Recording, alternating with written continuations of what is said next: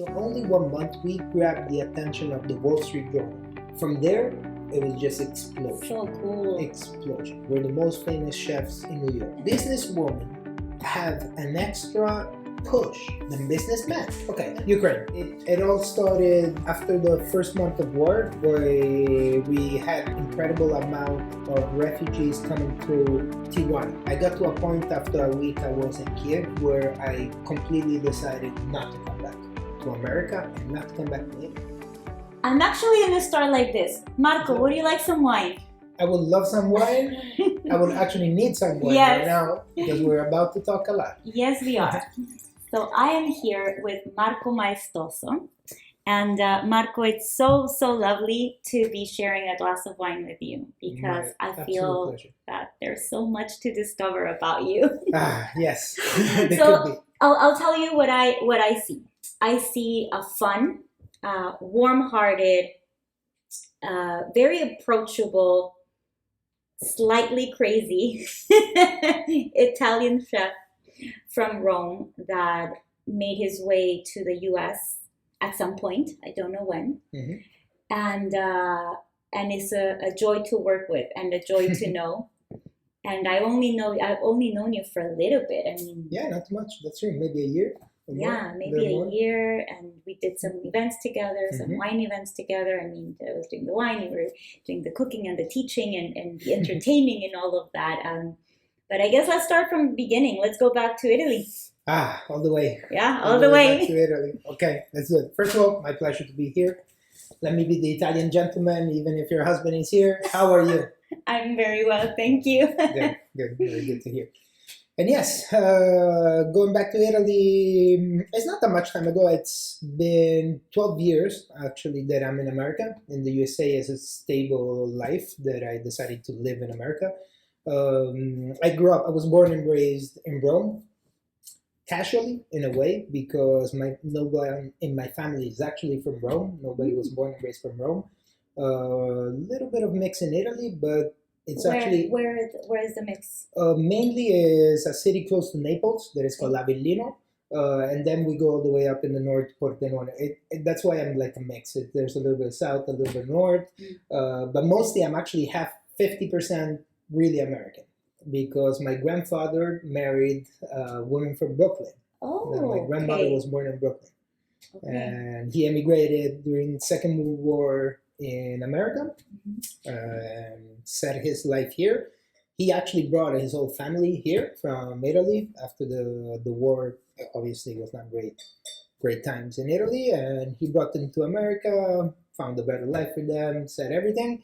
And after around, the years is that whatever. After a bit, he decided to go back because he had a huge project to develop in Rome, in Italy, which was the medical capital of Italy, and that's because my grandfather was a doctor, a urologist, and he gathered in the 70s, I think, at the end of the 70s, he gathered 5 of the best urologists in the world, even somebody from Asia, and they decided to all go together in Rome and open a hospital in Rome, which still today is an incredible hospital that is called the Rome American Hospital, because my grandfather decided to call it the Rome American Very cool. Hospital.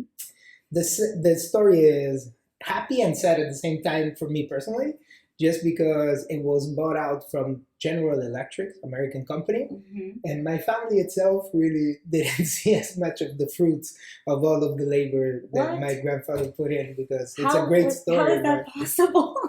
Americans are all about business. It's always about business, eating business. And if you're not a shark, they have the show Shark Tank. Yeah. If you're not a shark, you get eaten very easy. And my grandfather was a man of huge heart, great heart. Did you meet your grandfather? Oh yeah, absolutely. Yeah, he died just in 2006. Okay. And I still know a lot because he left me with a beautiful book that me and my sister wrote for him. We were going every day to his house, writing this book. That was sort of an alert for us that it was the end of his life. Like he sort of felt it. He just came up 6 months before dying, I think, or maybe 8 months. He said, I want to write a book about my memories so that you guys and all the young people have this for the future.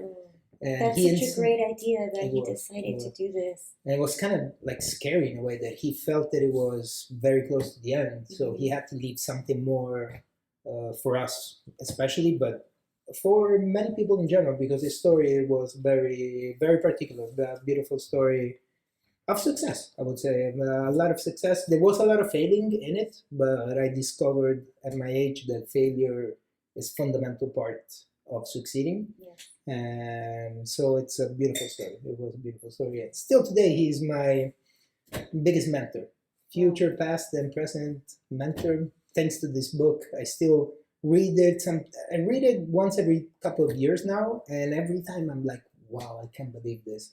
Resonates so much in the present, resonates with my life, my personal life, and it's always now I'm very great to have a little curious about guidance. the book. I want to check out that book now. Yes, I actually really in the recent 2-3 days I've been bringing it up a lot. I've been reading it again, and because I'll tell you this, but because my sister just decided to come live in America. Okay. I finally, because I've tried this move very patiently for the last 5 to 6 years.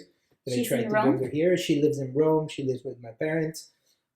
She's a great woman, and I really have nothing against Italy. This is just my general thing. I think that young people with potential right now are very, very limited in the country. Mm-hmm. Unfortunately, we as Italians, we screwed up a little bit the economics of a country that has the biggest potential probably in the world. But it's not working as a country right now. It's really not working. And that's why you decided to come here. Yes, for 12 myself, years ago. yes. Okay. I decided. I'm lucky that I had the dual citizenship, honestly, and it's just crazy not to try. Yeah, and your sister has the same, of My course, sister so then has she the has same. the opportunity to try it as well. Yes. So Yeah. going back again to Italy, so then you were born in Italy, you were born in Rome, grew up there. I'm assuming you also traveled a bit to the US. A lot. Yeah. Oh yes, during my young ages, we traveled a lot in the U.S. because we had family here, so we had a base to come. Then my father used to have a very good job, and he used to do a decent amount of money that allowed us to travel in general when we were young. And this kind of thing about traveling when I was young, it just stayed with me, and I need travel in my life. I feel not because of I never relax, not even when I go on vacation. I need to learn. I need to see something. I need to be engaged. Like you will never bring me in a Caribbean island and leave me on the just beach. laying on the beach and No, relaxing. There's no chance. I fought with so many girls. But I'm sure that's how you get inspired also, right? You become inspired by your travels, by things you see, by people you meet, by all of that. Absolutely. And the decision to become a chef, was that something that was always in you? You always wanted to cook, or? No, actually, no. Because I came from a sort of wealthy family, let's call it. In Italy, this was a big thing. 20 years ago was a huge thing. Like your families really wanted you to go to college, but I think all over the world. I think that's most families. Yeah, most all parents want their kids to go to college. Go to college. And I always was such a practical boy. Like I was going to high school, but I was working in a mechanical shop with cars. I was going to college and I was working in a restaurant. And I always needed something really practical because I'm hyperactive. That's part of my character. I'm a hyperactive, and I really need to always move and do something. But I got sort of convinced in my young age by my parents to try college. I still today love animals, so I wanted to get into vet. And you finish high school in Italy at 18. So I went in a veterinarian college for the first year. And then I realized just that between being on books so many hours, being on a microscope so many hours, still wanting to have my crazy life, I still wanted, everybody wants in college to party and have fun. It didn't work out. I knew I was not the guy. It was too much for me. Too much settling at that age for me. Like even just being on a microscope, I swear this, my shoulders went on fire. Like I remember they used to burn so much from being like 30-40 minutes on a microscope. I needed to move around, and I said, wow, I screwed up. I cannot do this in life. There's no chance. And I just realized that I was working in this restaurant in my college town just to make extra money to do the stupid things, to go out and drink and have fun. And I realized, wow, I actually like this. And I went back home one day and I said, what if I try to be a cook, a chef? And that in Italy actually was a negative thing. Like my parents were like, are you crazy? No, absolutely not. You're not going to be a whatever cook in a kitchen. There's no chance for you to do that. And that started the first fights with my parents, obviously. But at the end, we found You convinced them? no, we found the middle ground because they said at least if you really have to do it, at least go to a cooking school. Okay. At least you can Like a proper culinary school. Yeah. So that was 2008, I think, a couple of years after I was out of high school. I said, okay, let's do a cooking school. And I did a year of cooking school in Rome, in a great school, actually, from Gambero Rosso, that is the Italian Michelin. And I did a cooking school there, and I actually discovered only there that I did have a passion for it. Okay. Because I was working and I was actually good at it. In Italy, it doesn't matter if you work front of the house or back of the house. That's why I ended up in back of the house right away when I was in college, because you make the same exact money. Okay. That's like a little bit different here, yeah. Very different. Oh, crazy different. Like waiters we'll here get make into 3 that. times. Yes. Yeah. Yes, because I'm a big fighter of that situation. But anyways, so it was the same for me, being front of the house or back of the house.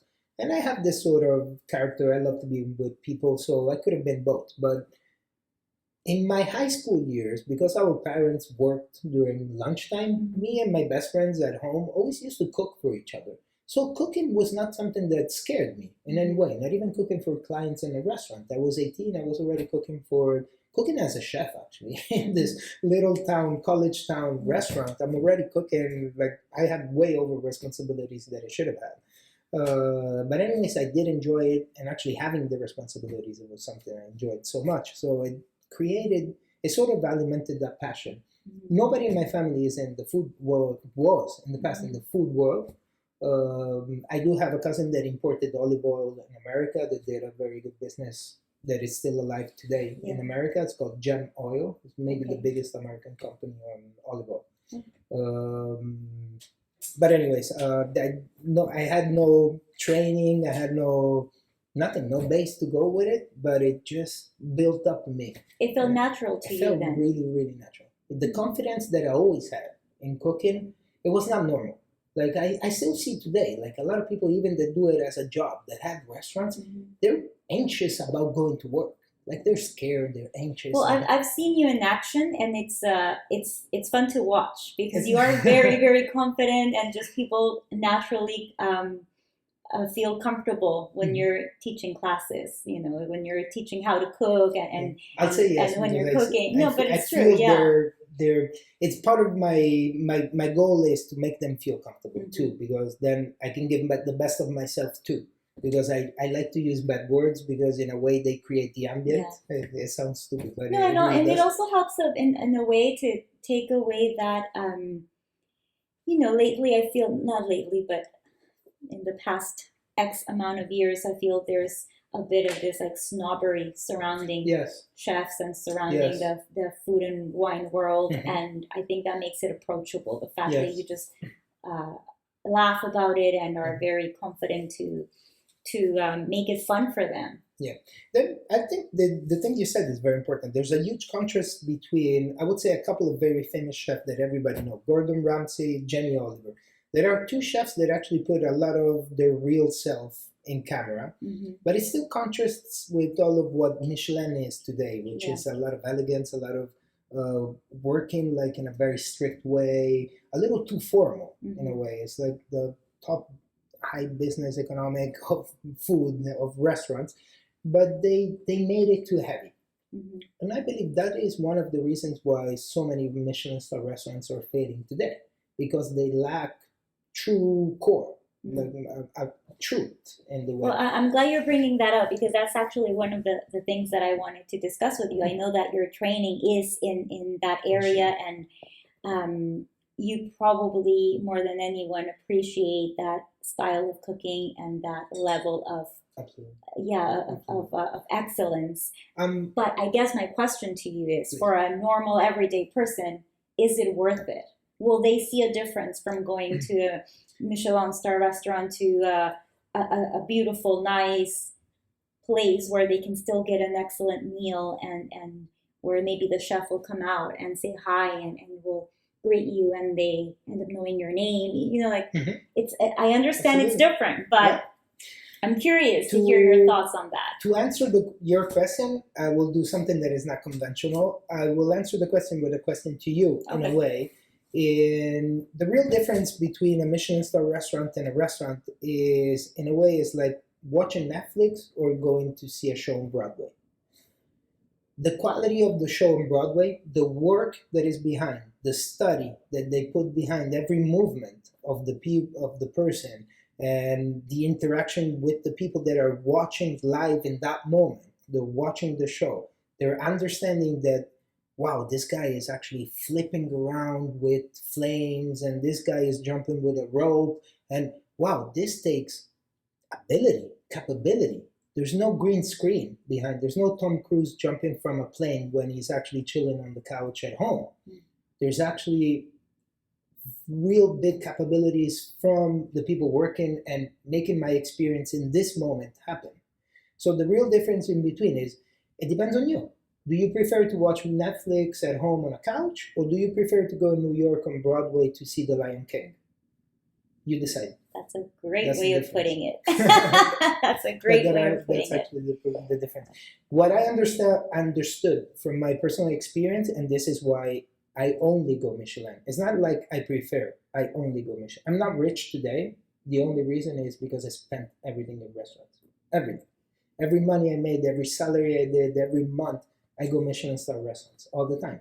I go all the time at Edison. Okay. I go even alone because I'm actually ashamed of saying that I go once a month to Edison, because I spend $600-700 only eating there, and I'm not rich. But hey, that's your art. That's what something you're that I passionate need. about. Yeah, of course. I actually need, because it gives me so much experience every time I go, because they show me what does it really mean to take care of a customer that comes in our place, and we want to feed him, and we want to give him a show, we want to give him an experience.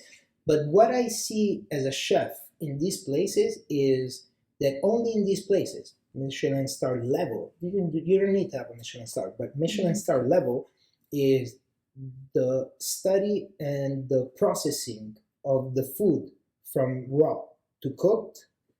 It's the only place where you will eat healthy food. It's the only place, because the chefs there are not just regular chefs. This is crazy people.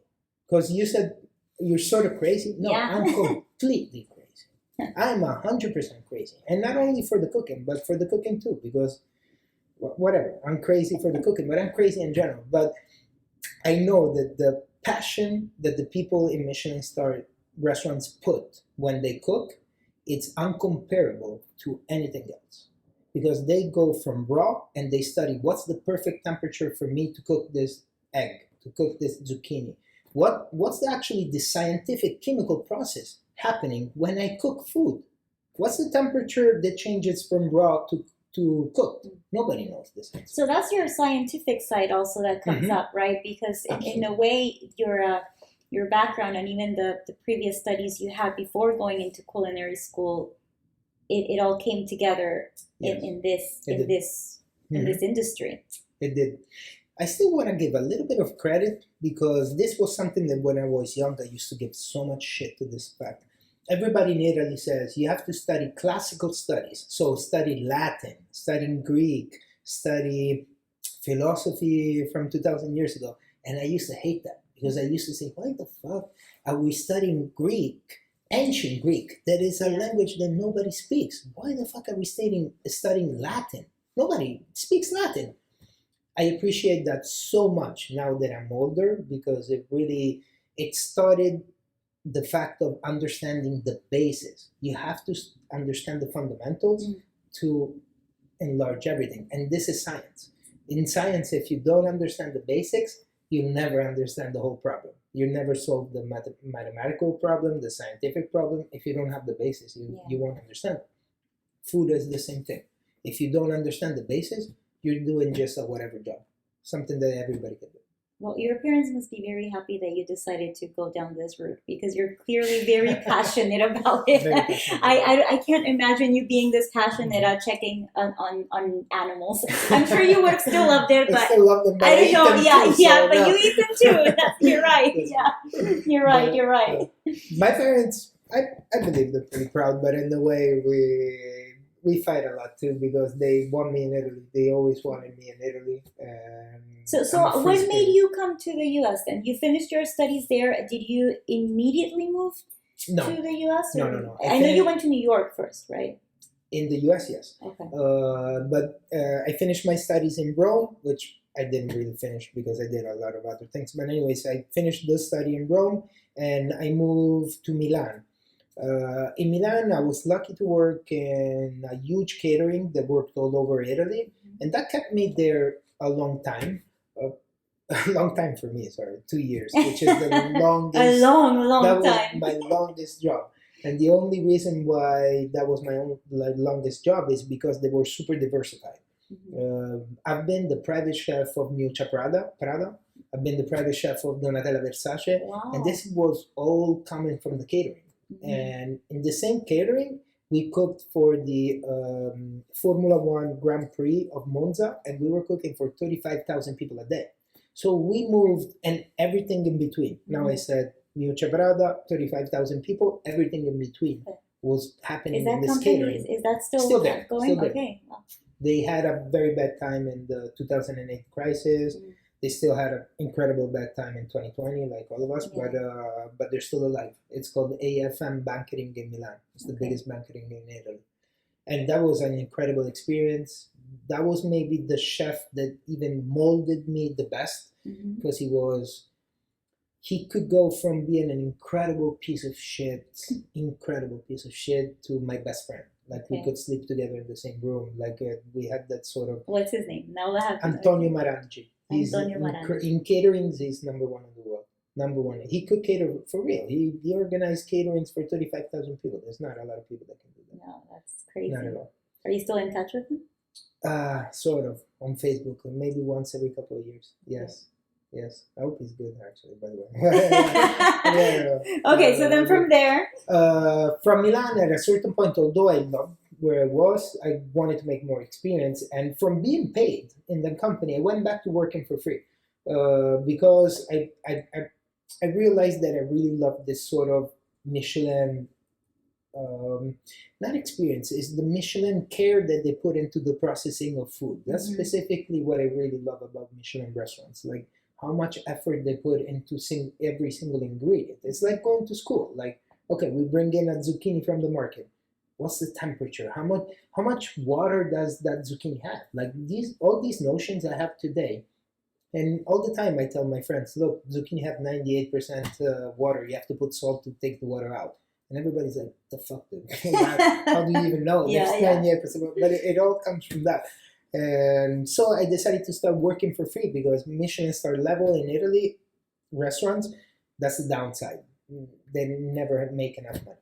So nobody is paid inside. The only people they pay in Michelin star restaurants, it's the dishwashers, the sous chef and chef. Everyone else is free? Internships. Wow. Internships for free. And you work crazy hours. Americans would flip on this. Would flip. Because you go in like at maybe 10, 11 a.m., you get out at 2 a.m.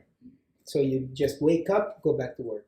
Every you day. Sleep every single day. Boom. And I did this in Rome in 2 restaurants that were 1 and 2 Michelin stars. In Milan, I did it for a 3 Michelin star. And then from there, I was moving with the restaurants I wanted to work in. Okay. So in Switzerland, I went to Switzerland. From Switzerland, I went to London. From London to Valencia in Spain. All with Michelin star restaurants, just jumping around. Okay. Yes. There was a couple that were willing to get the Michelin star. And there was a couple that where I feel like I got the Michelin star in a way because I went to work in this restaurant that had it, lost it, and needed a staff to get it back. Okay. So, and I went as a sous chef in this restaurant, and our goal was to take the Michelin star, and we took it. That was That's awesome. a great achievement. And yeah, I traveled all over, based mostly in restaurant, Michelin star restaurants. Every time I could go eat at Michelin star restaurants already from young age. Um, and that allowed me to travel a lot. This seems like I'm rich and I'm going around working for free. No, I'm not only I'm working for free, I'm always looking for ways to survive. Yeah.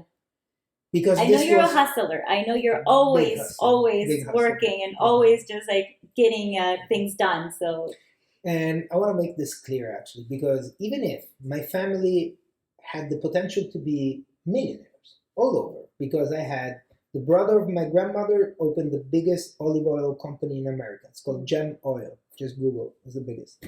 My grandfather opened the best hospital we have in Rome, the Roman American Hospital. That's my grandfather. And the other one is the brother of my grandmother. Wow, like, yeah. I should be rich as hell. I have a cousin that is incredibly rich, the son of the olive oil king.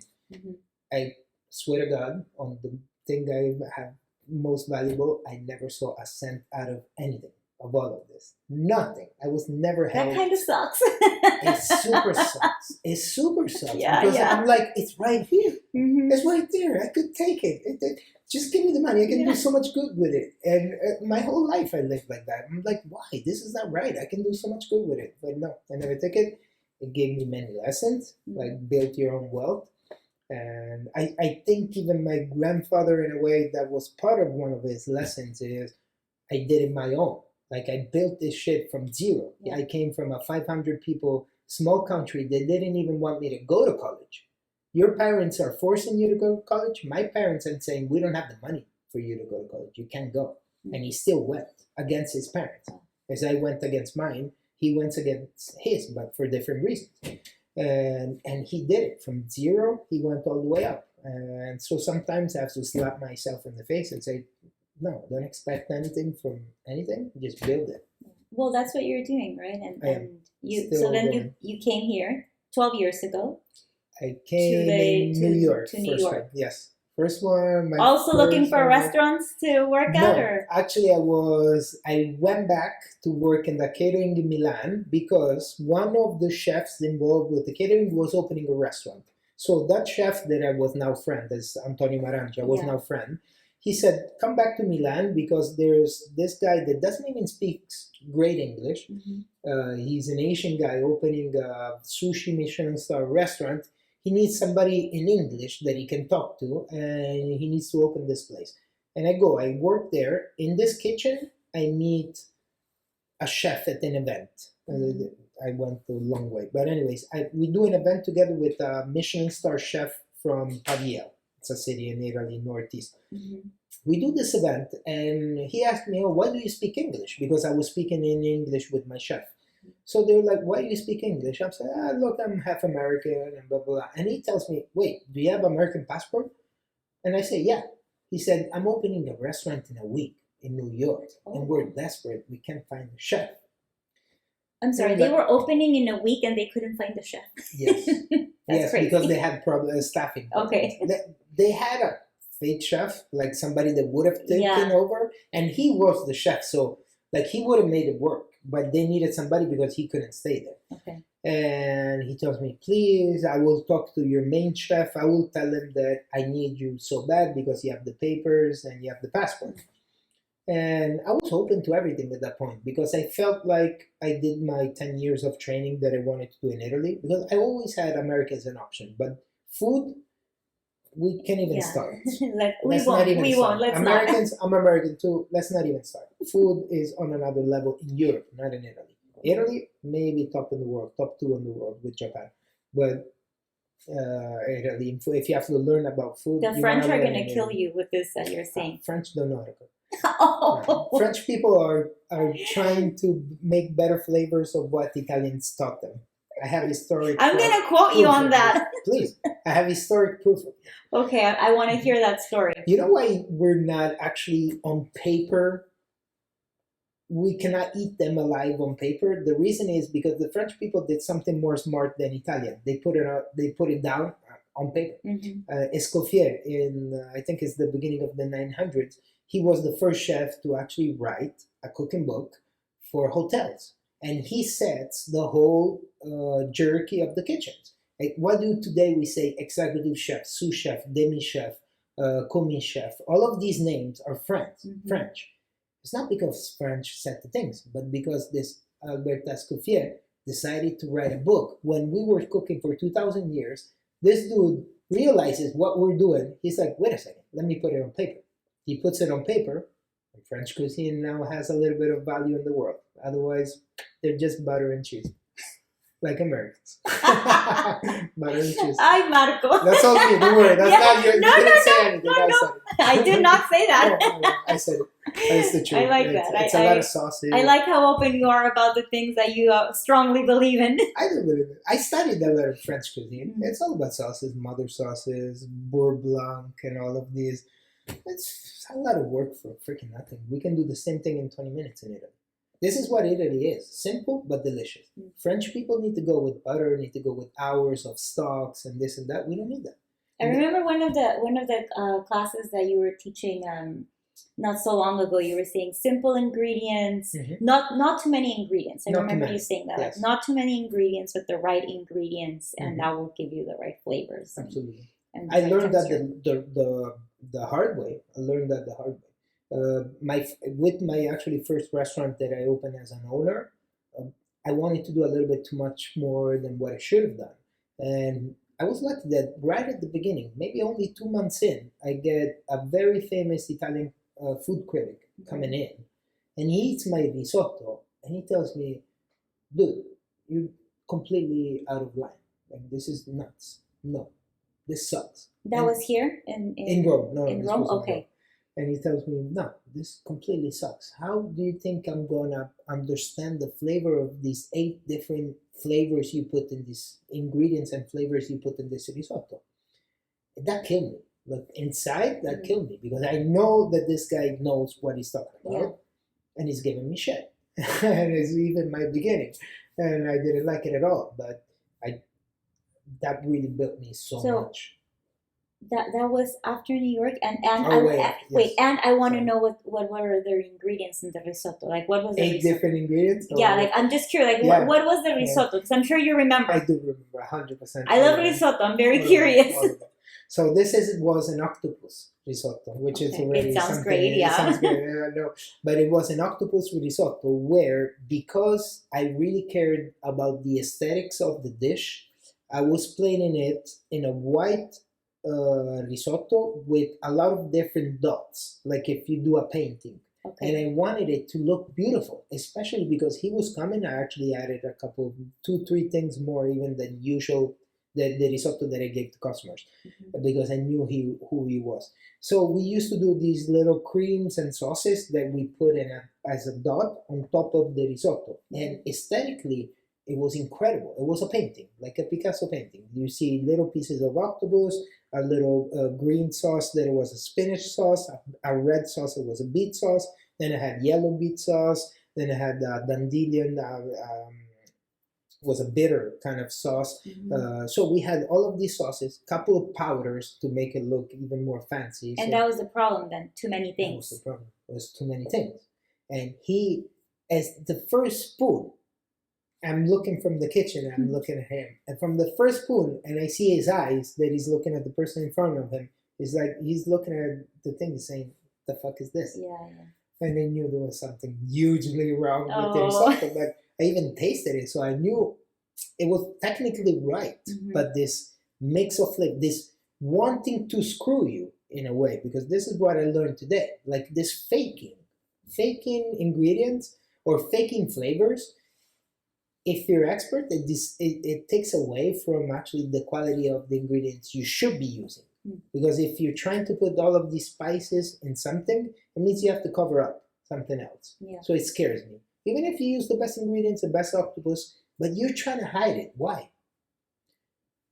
And that, in a way, I have a question for you, because you brought up spices.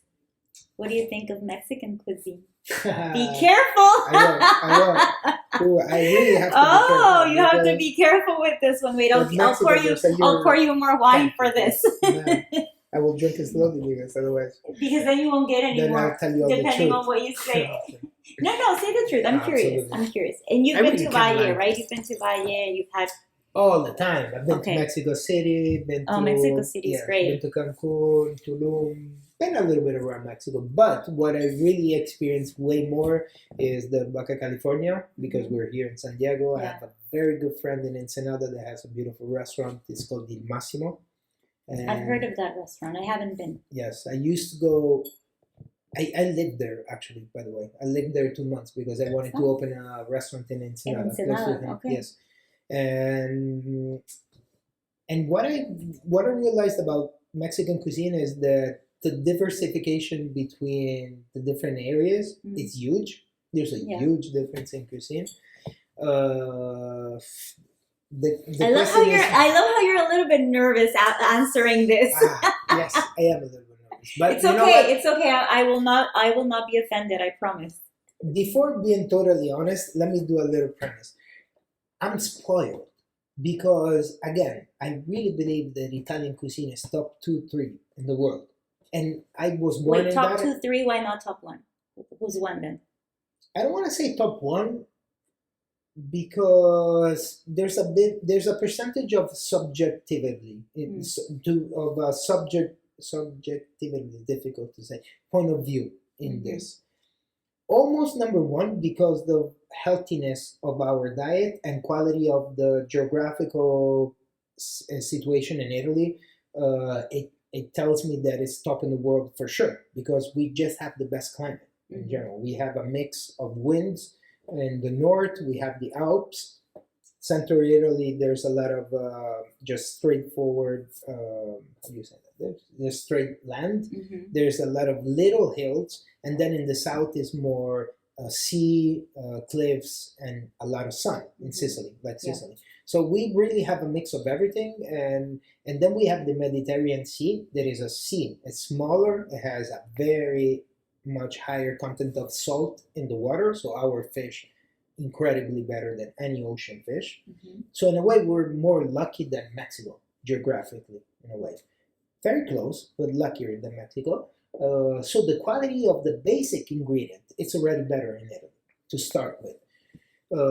Mexico has a lot of similarities to us in Italy. I always laugh. I'm like, Southern Italians are just Mexicans. Oh yeah. I say yeah. Yes. I say that to It's true. Francesco, our It's common true. friend. I tell them all the time. I'm like, Southern Italians are Mexicans. Yeah. So we're really similar, but we have a longer culinary culture, history, study, and so today defined and more refined cuisine and wine making. Talking about wine. Yes.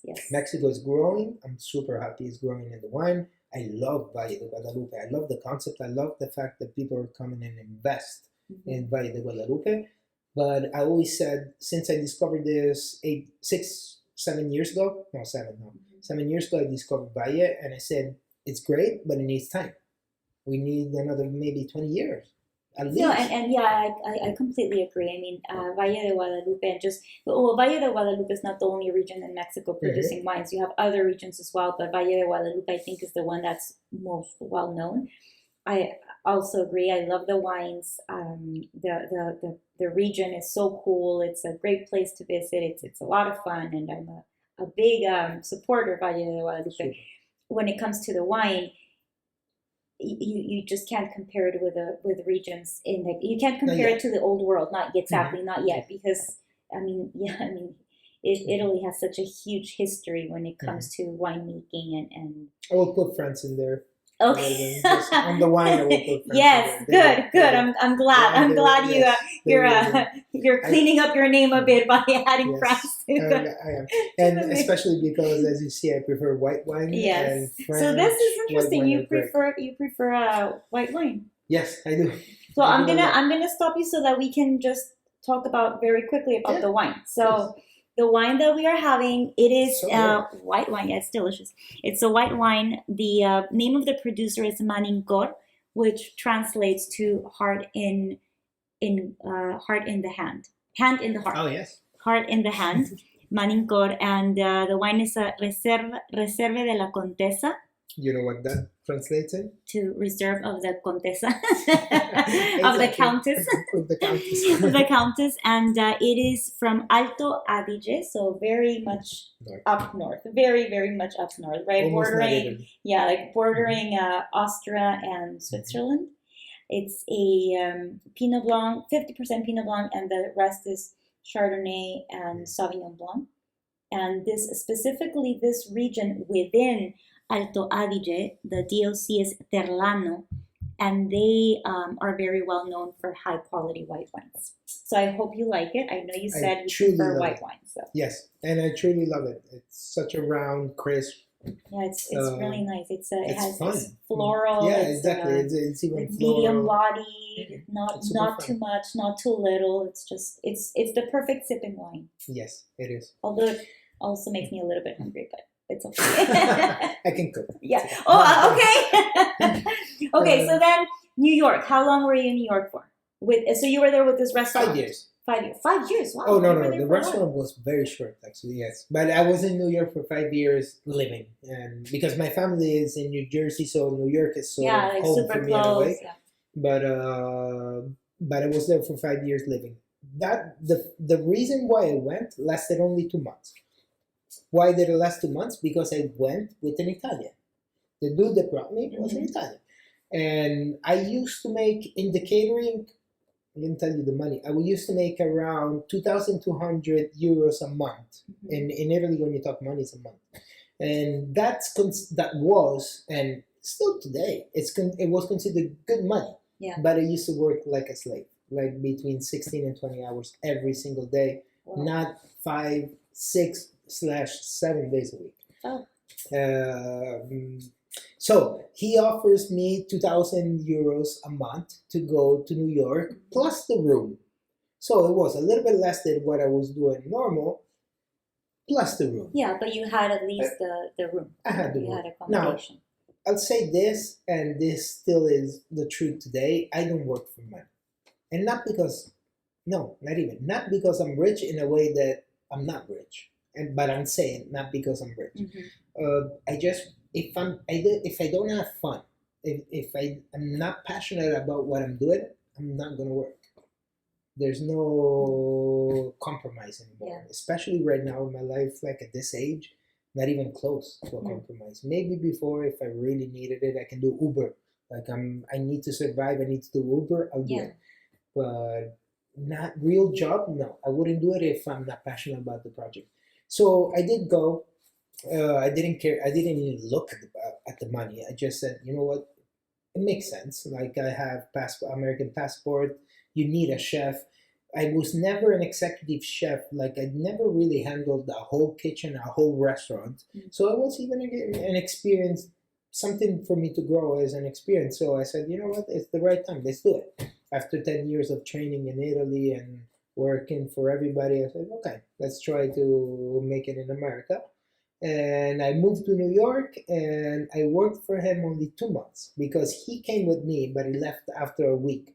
And it's sort of like if he somebody just left gives you you the there, keys and drops you into the thing, and it's like goodbye, good luck. And although I made it, although I had fun and everything, I realized a very simple thing. Although I don't care about money, you need money to live. Yeah. And in New York, $2,000 a month. Especially in New York, right? I mean, it's such You're an expensive, worse than a homeless.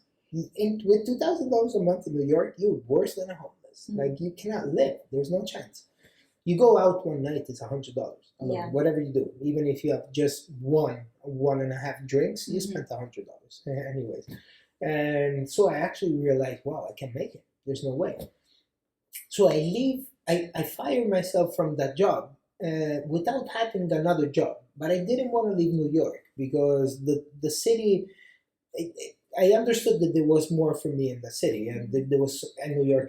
I don't It's know. such a great energy, There's so such an much amazing energy. city. I mean, Yes. yeah, I love New York. It's a great place. It's not the culinary mecca, but it's way better than people think too. There's actually there's always in the top 10 restaurants of the San Pellegrino 50 best. There's always two to slash three That are there. restaurants that are in New York. So I thought it was a bad culinary mecca. That's why maybe I never went before, but it was actually great at the end of the day. Anyways, I really don't know what to do, and in that moment, I end up homeless. For real homeless. For real homeless? Yes, like for real. Like for real homeless? For real homeless. Living on the street homeless? Yeah, because I'll tell you this: my parents never supported me not in Rome. They really wanted me close in a way. They wanted me to develop something close to them.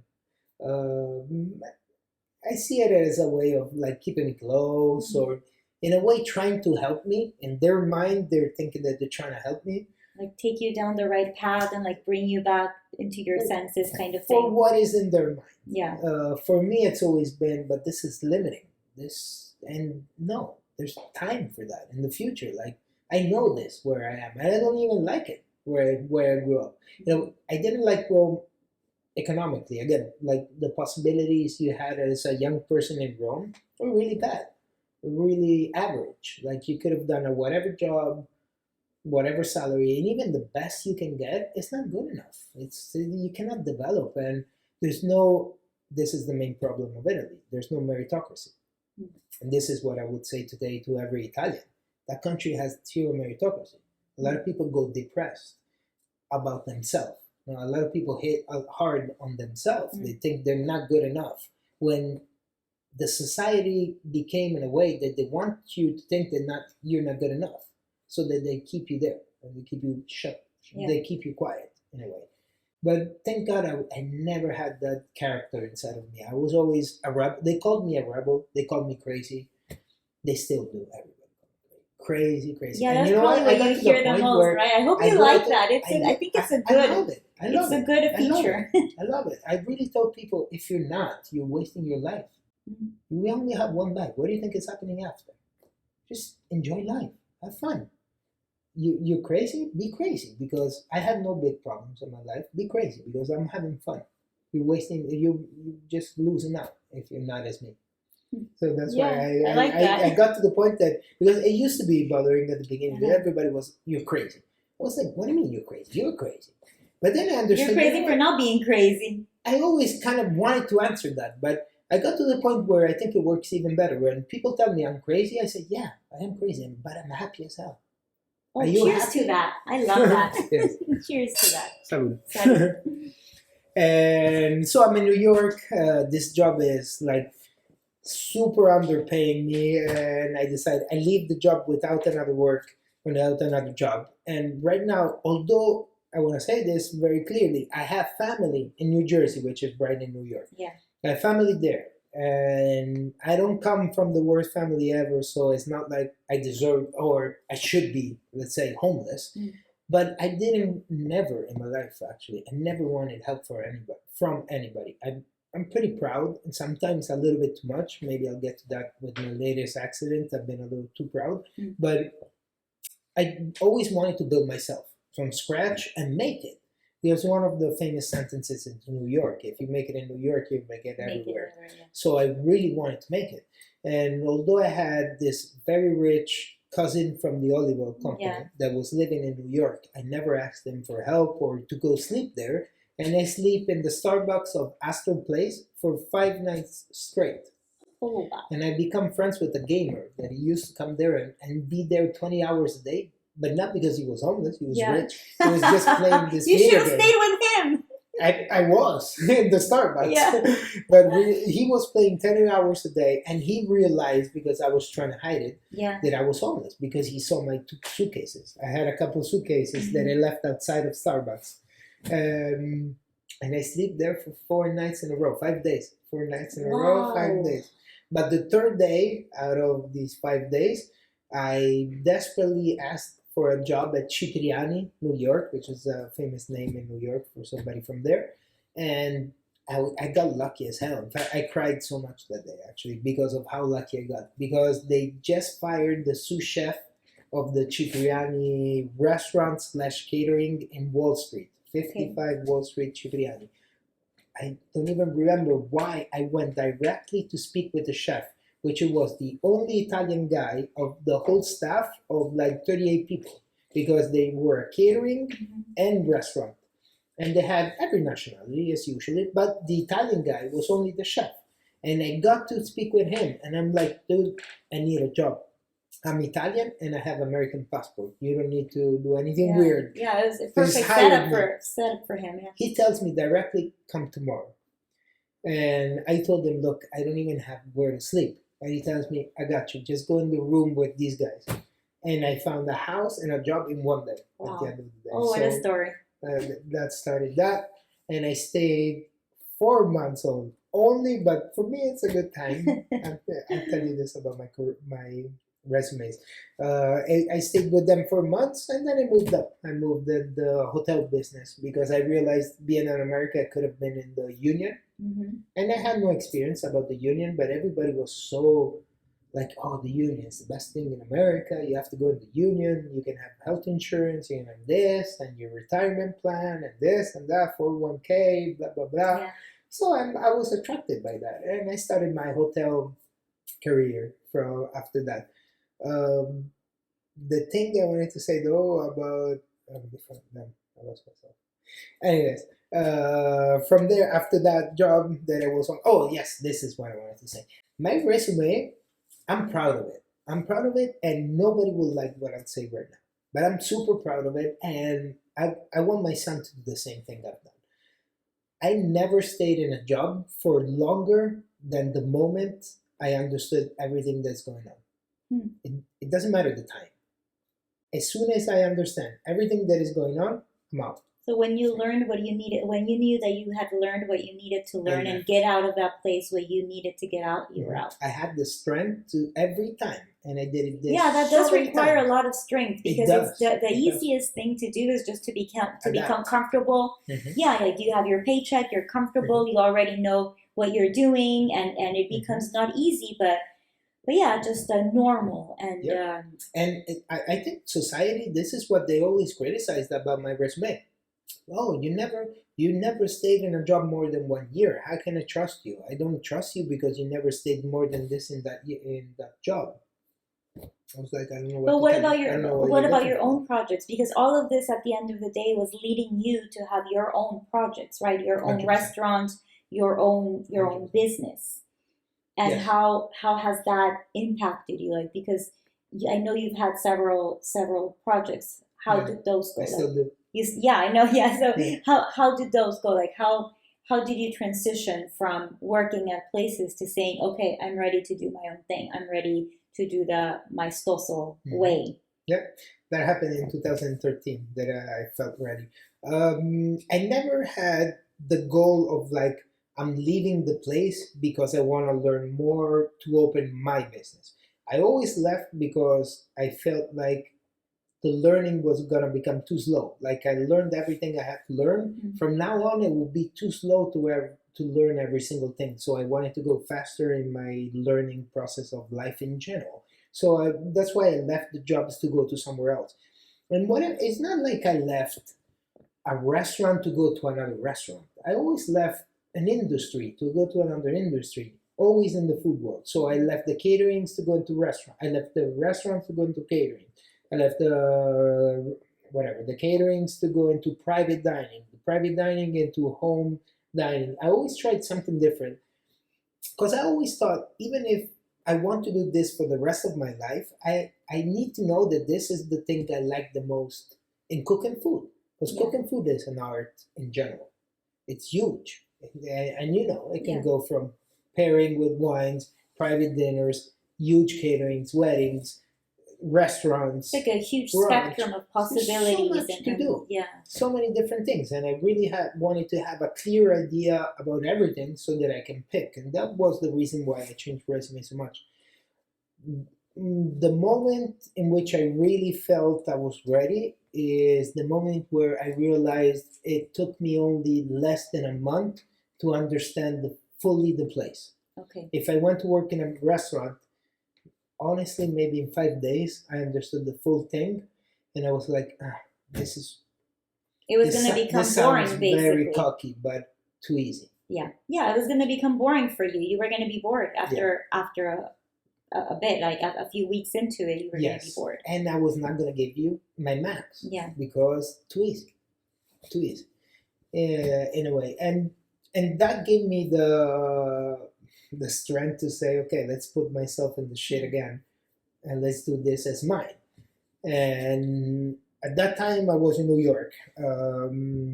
Finally, I'm doing good with work.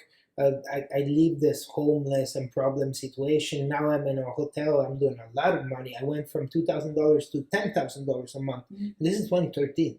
I'm making $10,000 a month. Wow. So it's $120,000 a year. Crazy. I don't make this money today, maybe. Mm-hmm. But anyways, I was making that money.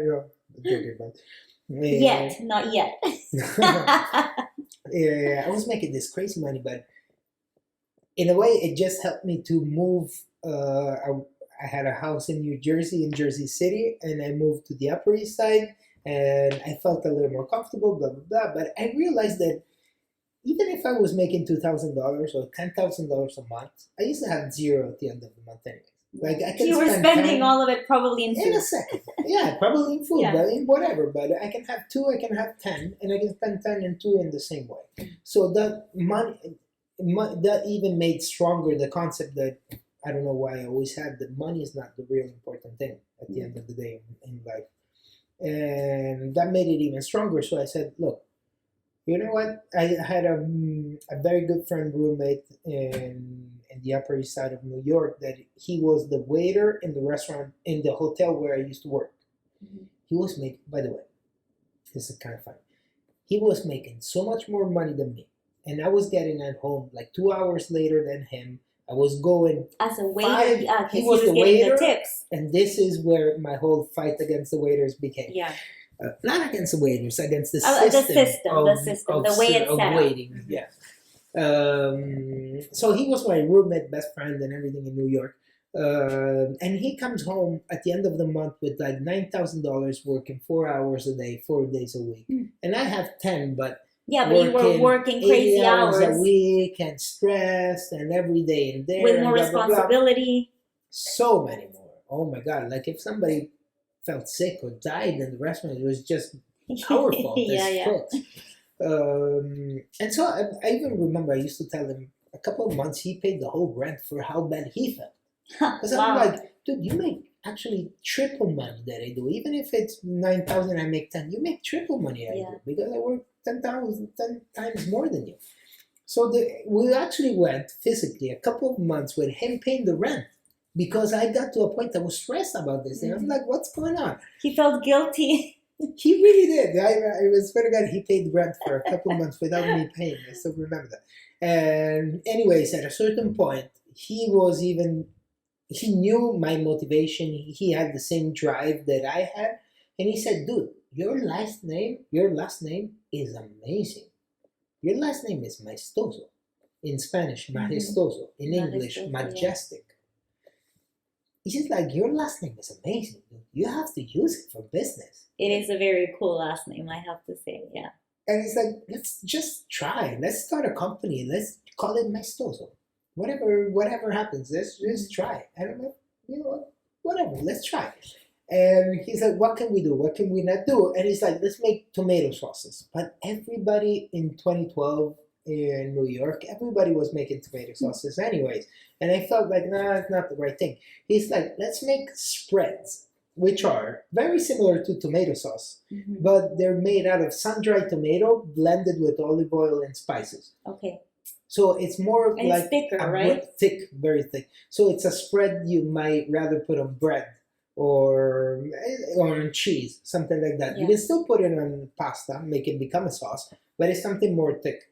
So we start doing these sun-dried tomato spreads, and we do it in 5 different ways. Spicy, with pistachio, with cashew nuts, what was another one?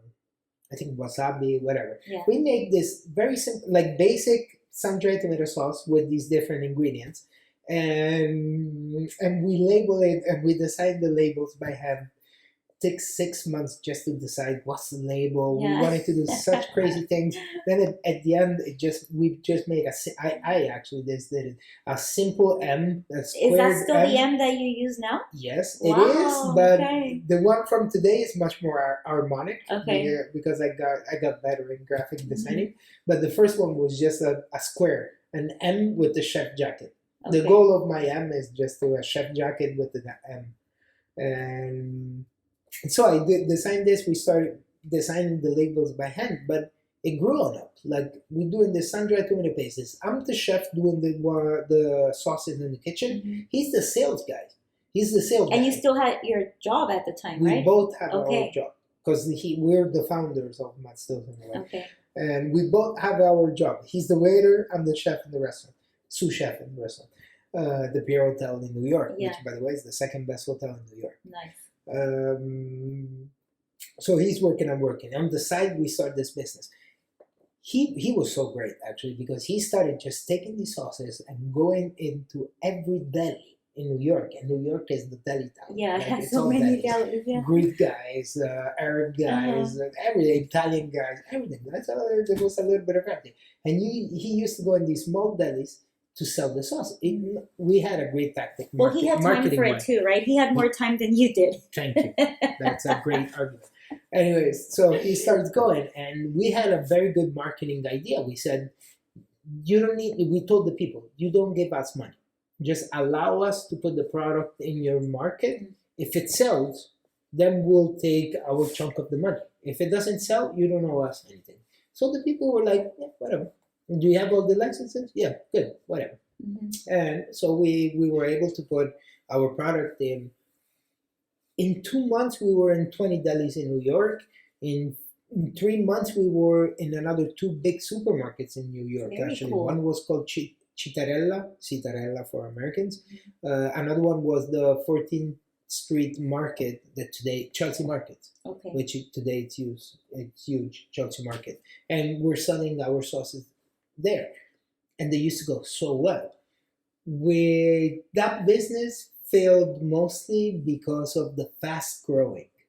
That was such a good lesson. Okay, it was too soon, and it was too quick, too much work, and it was just the two of you.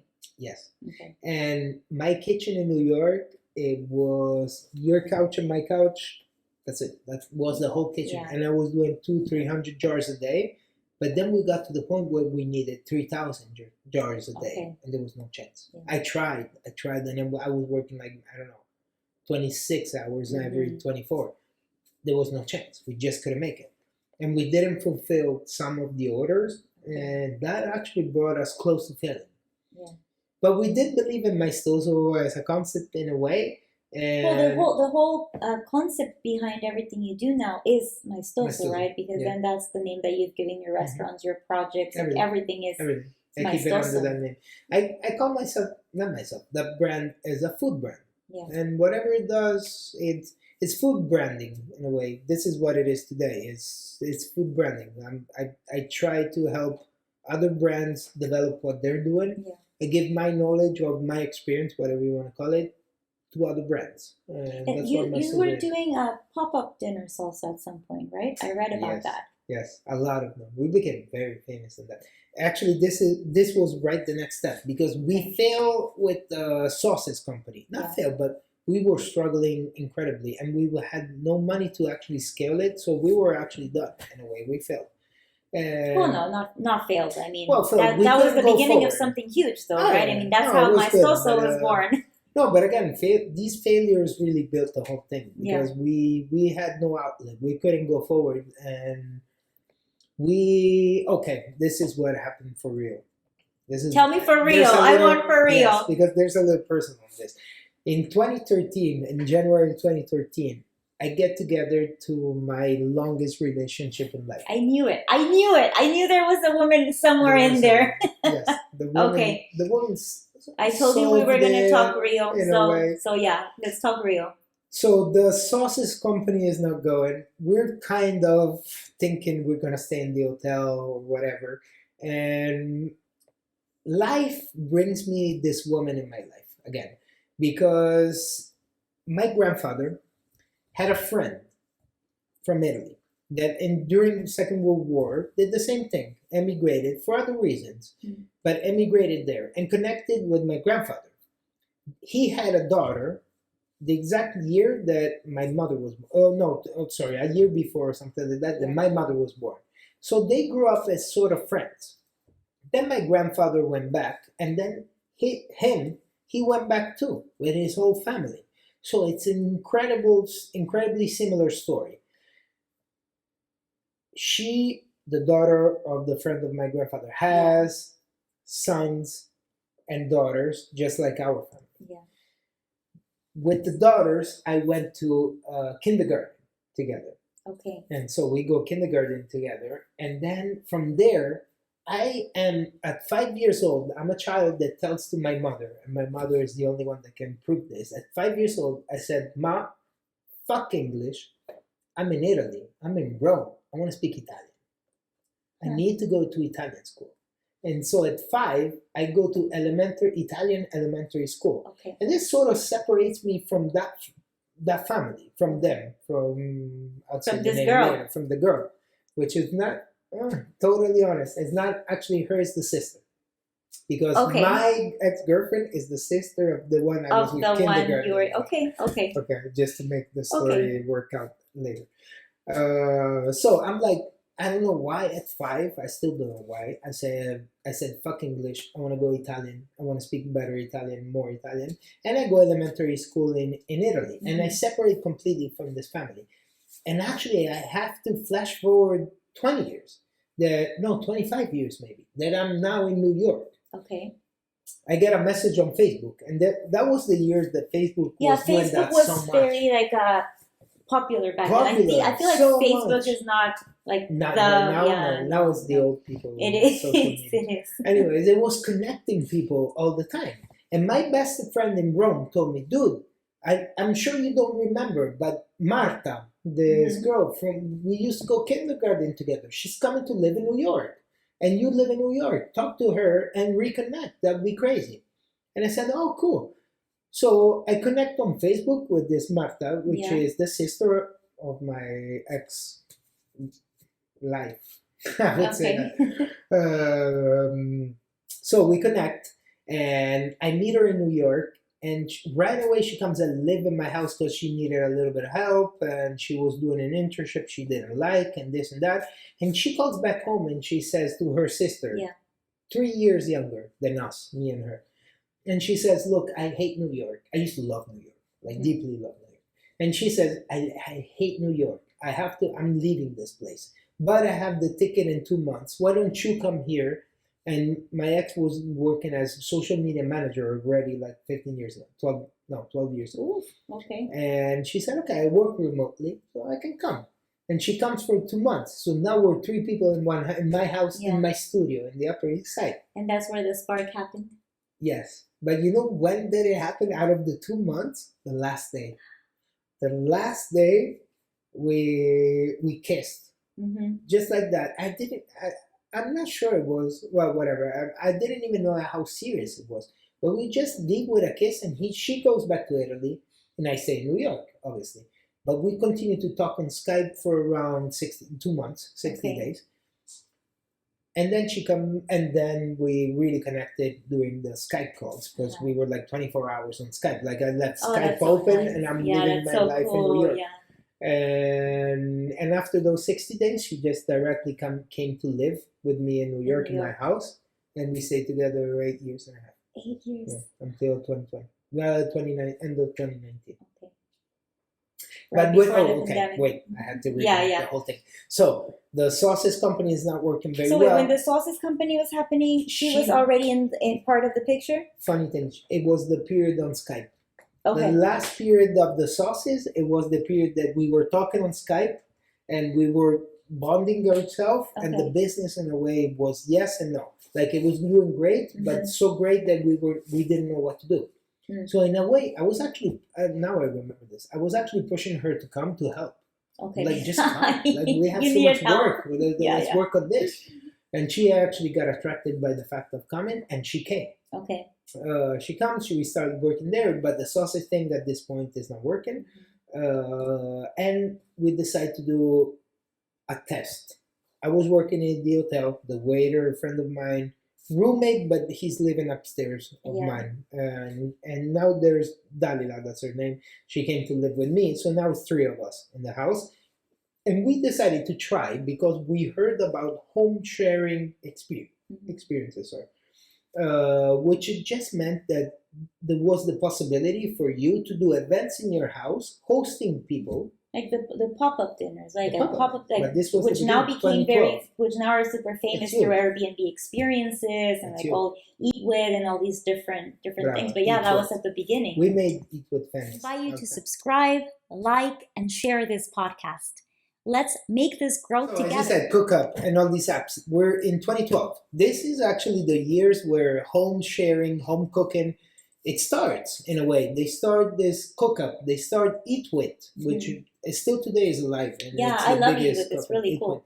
It's an Israel-based company. I know the founder personally, actually, because she was nobody when she opened it. And she was actually loving us so much because, well, let me go a little bit before. So we hear about this home sharing, so events at home. And I'm already a chef in the hotel, he's a waiter, and we said, okay, let's try it on Sundays. We don't work on Sundays, and let's do a couple of events. And we put this event on 4 different platforms right away. In New York, actually, there was these 4 companies. The 2 I remember 100% are Eat With and CookUp. But there was another 2 pretty famous. Eat Feastly, that's a third one that is still big today. Okay. If Only is a LA-based company, it's still big today. Yes. And we tried on all of these websites. And what happened is that the first date that we put online, it booked out in a second. The second date, the week after, the Sunday, it booked out again in a second. Now at this point, after only 2 weeks, we're like, wait a second, this seems a little bit too easy, too good to be true. So we actually take, both of us, me and the waiter, we take a couple of sick days from work because we had them. And we put 3 events in a row the week after. We put Friday, Saturday, Sunday, booked up every single event that we put. Very cool. I swear to you this, both me and him, we look at each other, we're like, we gotta quit our job and do only this. And we did. We quitted our job. So 2 weeks after, because the minimum was given 2 weeks. So even if we're Italians, we would have left. But no, it's a good thing. Hey, it's a good thing. Yeah, Come on, 2 and weeks. The Pier Hotel is huge. It's Yes, a huge hotel in New York. So you did the right thing. We gave this 2 weeks, and both of us leave job, and we start putting 5 events a week. I promise you.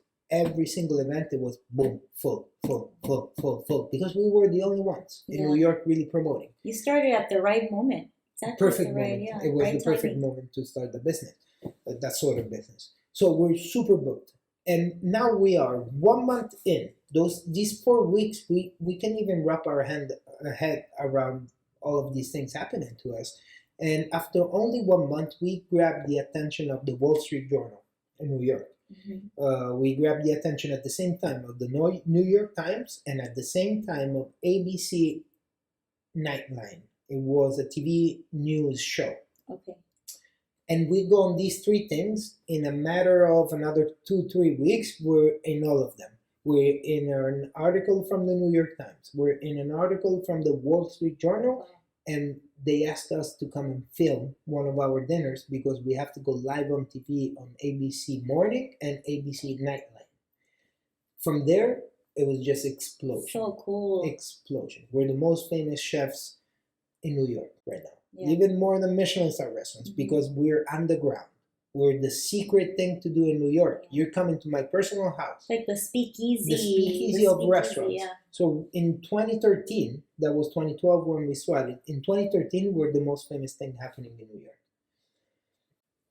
And it was just, again, me, my ex-girlfriend, and this Gabriele, let me say his name, which today has a crazy good, wow, I love to say this, crazy good pizza place in New York that is called Unregular Pizza. Unregular pizza. Unregular Pizza, and Okay. it's so much fun because he actually sells squares of pizza Roman style Yeah. with the whole burrata on top Oh. and different flavors, and he became crazy viral during the pandemic because he brought back the concept of bartering.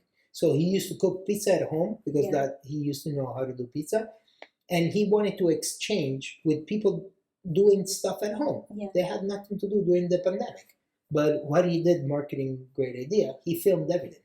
He filmed him making the pizza, him bringing the pizza to the girl that used to make the cupcakes. And he would get cupcakes and give someone pizza.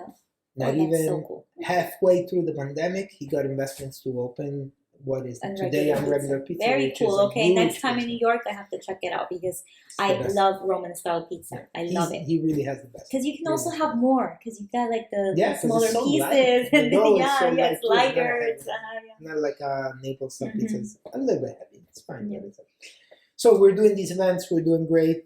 Cook Up loves us. Eat Feastly loves us. Eat With loves us desperately, and we're doing great. At this point, actually, I'm living in this house where I live, I work, I live, I work, I live, I work. Yeah. Now a year and a half goes through, and me and my girlfriend are like, wait a second, we need to enlarge this. Like Yeah. we can't take this anymore in a way because we were doing events even 2 times a day. Yeah, at well, this it was point. like you were living and working at the same Living, place, and working also in the same in a place. relationship, and your Exactly. friend who's also your business partner, In and one building, the whole life. Yeah. Everything, every aspect of life, it was in one building. Even the food that I used to buy, most of it was delivered because I knew Italian people bringing stuff from Italy, and then I just had a supermarket close to me that was an Italian supermarket, so I had all I needed in one block. Yeah. It was cool for a year and a half, but then it became a Yeah, problem. and you like to move. after I a mean, year you and a half. clearly, I mean, Yeah. you said it yourself. You're I need hyper. You excitement, need to excitement. move. You need to Mhm. do different things, and Absolutely. so even your own project in a way, Was eating me you were alive. it was eating you alive. You It were was done. eating Like you needed a new challenge. Mhm. And I want to say I lasted a year and a half only because this kind of business is actually very diversified in a way itself too. Because the customers that we used to get every night was all strangers. Mm. It was not like you and your friend had to book the dinner and go out to a restaurant. It was maybe you and your boyfriend and then 12 strangers, 20 strangers. And the goal of our work, of our job, was not only to give you good food, but was to create an atmosphere where you can meet people, interact with people, and That's get to know awesome. stories of everybody. It was not about me. It was not about the food. It was about the underground experience. That's why it was so That's awesome, yeah. successful. So then from New York, from there you decide to move back to Italy because I know that then you went to Italy at some point. That's where In you a had way, your that's the restaurant. next step. We get to end of 2014, which we're doing great in New York. And at this point, we actually have people willing to invest in us in New York. And we get this offer to open a big restaurant in the Upper East Side of New York. And they want to open this place that is like $2 million. This is 2014. $2 million is like 10 now. Yeah. No, not 10, but like 5 now. Mhm. Well, 2023, 10 now. But Yeah, anyways, 10. anyways, we get this big offer with these investors. And for us, it was yes right away, obviously. Like for us, it was the concretization of all our effort. But we actually had the situation of our parents coming to New York, which it was not normal for them. Like they never. So my family don't love America. For some reason, they Okay. don't really have a big love for America. Her family, same thing. Like it's people that went away in years that maybe America was not bad. Like New York, especially. Yeah. New York was not great in the 80s. Was pretty sketchy city, not a lot of crime, not great economy. They left and they came in the 80s in Italy, where Italy was the country to look up with in the world, to look up for in the world. We had high fashion, we had the best cars in the world, the best fashion again, the best food, and the best tourism in the world. We were rich in the 80s. We just destroyed the country after that. But anyways, we were doing good in 70s and 80s. So they saw that life, and they saw a better life than America, actually. Yeah. So they stayed there and they sort of threw shit the rest of their lives. They still do today.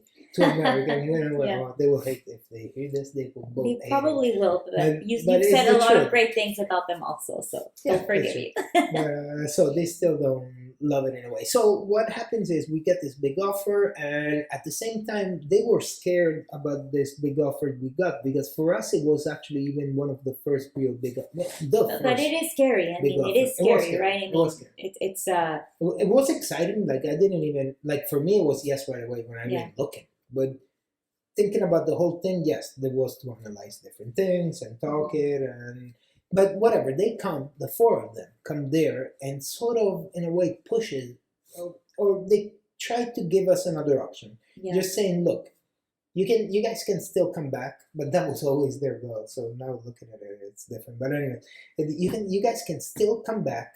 It's so much easier in Italy. We can actually help you a little bit to find a place if you need some money here, some Did money they there. like talk amongst them, the two families? Sounds In like that it sounds like situation, I it think sounds so. like In a that Mexican situation, I soap think opera so. to me. You know, like the two Yeah. families come together I and they're think like, okay, we're gonna like try to force them convince back. them, and we want them Honestly, back, and like I do. offer them different possibilities. And Yeah, I mean, I'm I sure think they they all did. they did this because they love you. They loved you both, and they love you both, and I would argue that. Not the love, but this is the problem of many parents in today's day. Like loving somebody doesn't mean doing what you think is good for them. Sometimes is letting them do even mistakes and leaving them do what is actually good for them. Because just by ignorance, let's say a parent today, they would never know what streaming on Twitch means. There's no chance at 60 years old you understand what streaming on Twitch means. Mm. But if you have a 20 years old kid that actually have a capability, he's a great streamer on Twitch. Yeah. These guys making millions of dollars, and they deserve it because they're a show. They're great on what they do. I'm not young. I'm not that young, but I appreciate what they're doing. The 20 years old now, they give me a show on YouTube because they're funny. Video gaming on a video game, they deserve the money they make because they're a show. we're They're gonna go actors. into that because you're strong on social media. You- We haven't even touched that. Oh, we have so much to talk Yeah, about. Not only, I know. Not only social media. Yeah, it's the Ukraine. whole- We haven't spoken about so many things. So many things. Yeah, Okay, yeah, yeah. that's true. Anyways, let's go back to New York. So let's finish that one. So they come to New York and they really, really push us in a way to at least analyze even the fact about investing in Rome and the possibility of that it could have been a huge risk if we lost $2 million in New York. It could have been a forever problem for us. And I swear I say this all the time. I spent 3 months going up and down for 20 hours a day, maybe in my living room in the studio. I maybe created a hole in the living room, just going up and down and talking to my ex, saying, "What should we do? I really don't know. What should we do? Should we take this offer? Should we go back to Rome? It's easier, or maybe it's less potential." Blah blah blah. What happens at the end? For some reason, we decide to go back to Rome. Okay. The main reason why is a friend of my father, he was a commercial real estate. He finds a place for me to open a restaurant in the center of Rome in Piazza Navona. Okay. It was a I great, love Piazza it was Navona. beautiful. Beautiful place. And it was a great deal and it was a great situation. My father actually, he works in business economic. He's like an accountant in a way. Mhm. So he was following the family economics of the family that owned this restaurant. So he said, wait, I know the exact situation. It's a little bit sketchy because they have people that don't pay rent, but we're going to kick them out and you can take the restaurant for a great price and it's Piazza Navona. There's no way you're going to fail. So I go back in Rome in February, I think 2014. And now it's May 2014. I still don't have the restaurant in my hands because Mafia Capitale, which is a way of, mafia doesn't really exist in Italy anymore. It's more of a mentality and it's more of a way of being and a sort of like your strong protection behind you that makes you a mafia guy. But the real mafia, as we really know, mafia doesn't really exist. But anyways, I fall into the fact that he was not paying the rent. The owner of this place, the guy that had this place, he was one of the guys of Mafia Capitale that became very famous if anybody's listening in journals and TV news and everything because he used to throw tables to police. Oh. He was a crazy guy. So it was impossible to kick him out. Impossible to kick him out. And he goes over what they call the third police trying to kick you out, which is the last one. The third one is when they come and they actually bring you to jail and you're done. They take the shot. For some reason, this guy went over even what it's considered to be the last step. Still wouldn't. He still has it today. He still has it today. I will say the thing. I don't even care. I will kill them. I'm not afraid they'll kill me. It's called Osteria dell'Anima, and the owner is a Mafia Capitale guy, and he still has it today. And probably still not paying. Probably. I don't know. My father is not in contact with the family anymore, but probably. And so from there, now it's May. I moved from March, and it brought all of my savings to open this restaurant. I'm living in Rome without sense now. I don't have a house. Yeah, my parents are there, but I'm not really. I haven't lived there for the last 6-7 years of my life. I'm not really there anymore. Yeah. So I'm living there. I don't know what to do. And I go back to this guy, commercial real estate, and I said, dude, find me something, whatever. Even if it's not the best area, I just want to open. And finally, after a couple of weeks, he comes back. He said, I have a place in Rome in this area. It's young area of the city, but it's really fun. It's up and coming. Try. And at the point, I was there. I had to try. So in May, I get this place. And in June, I opened actually the rest. I reopened Casa Maestoso in Rome. And so that was the first Casa Maestoso. That was the actual the first restaurant. Full restaurant, yeah. And it was Casa Maestoso fine dining restaurant in Rome. Okay. We opened. The area, it was a little bit worse than what I thought because it was a little too young. Now we have 18 to 25 years old people. Oh, and you're doing fine dining. Dining, so they're not really my demographics.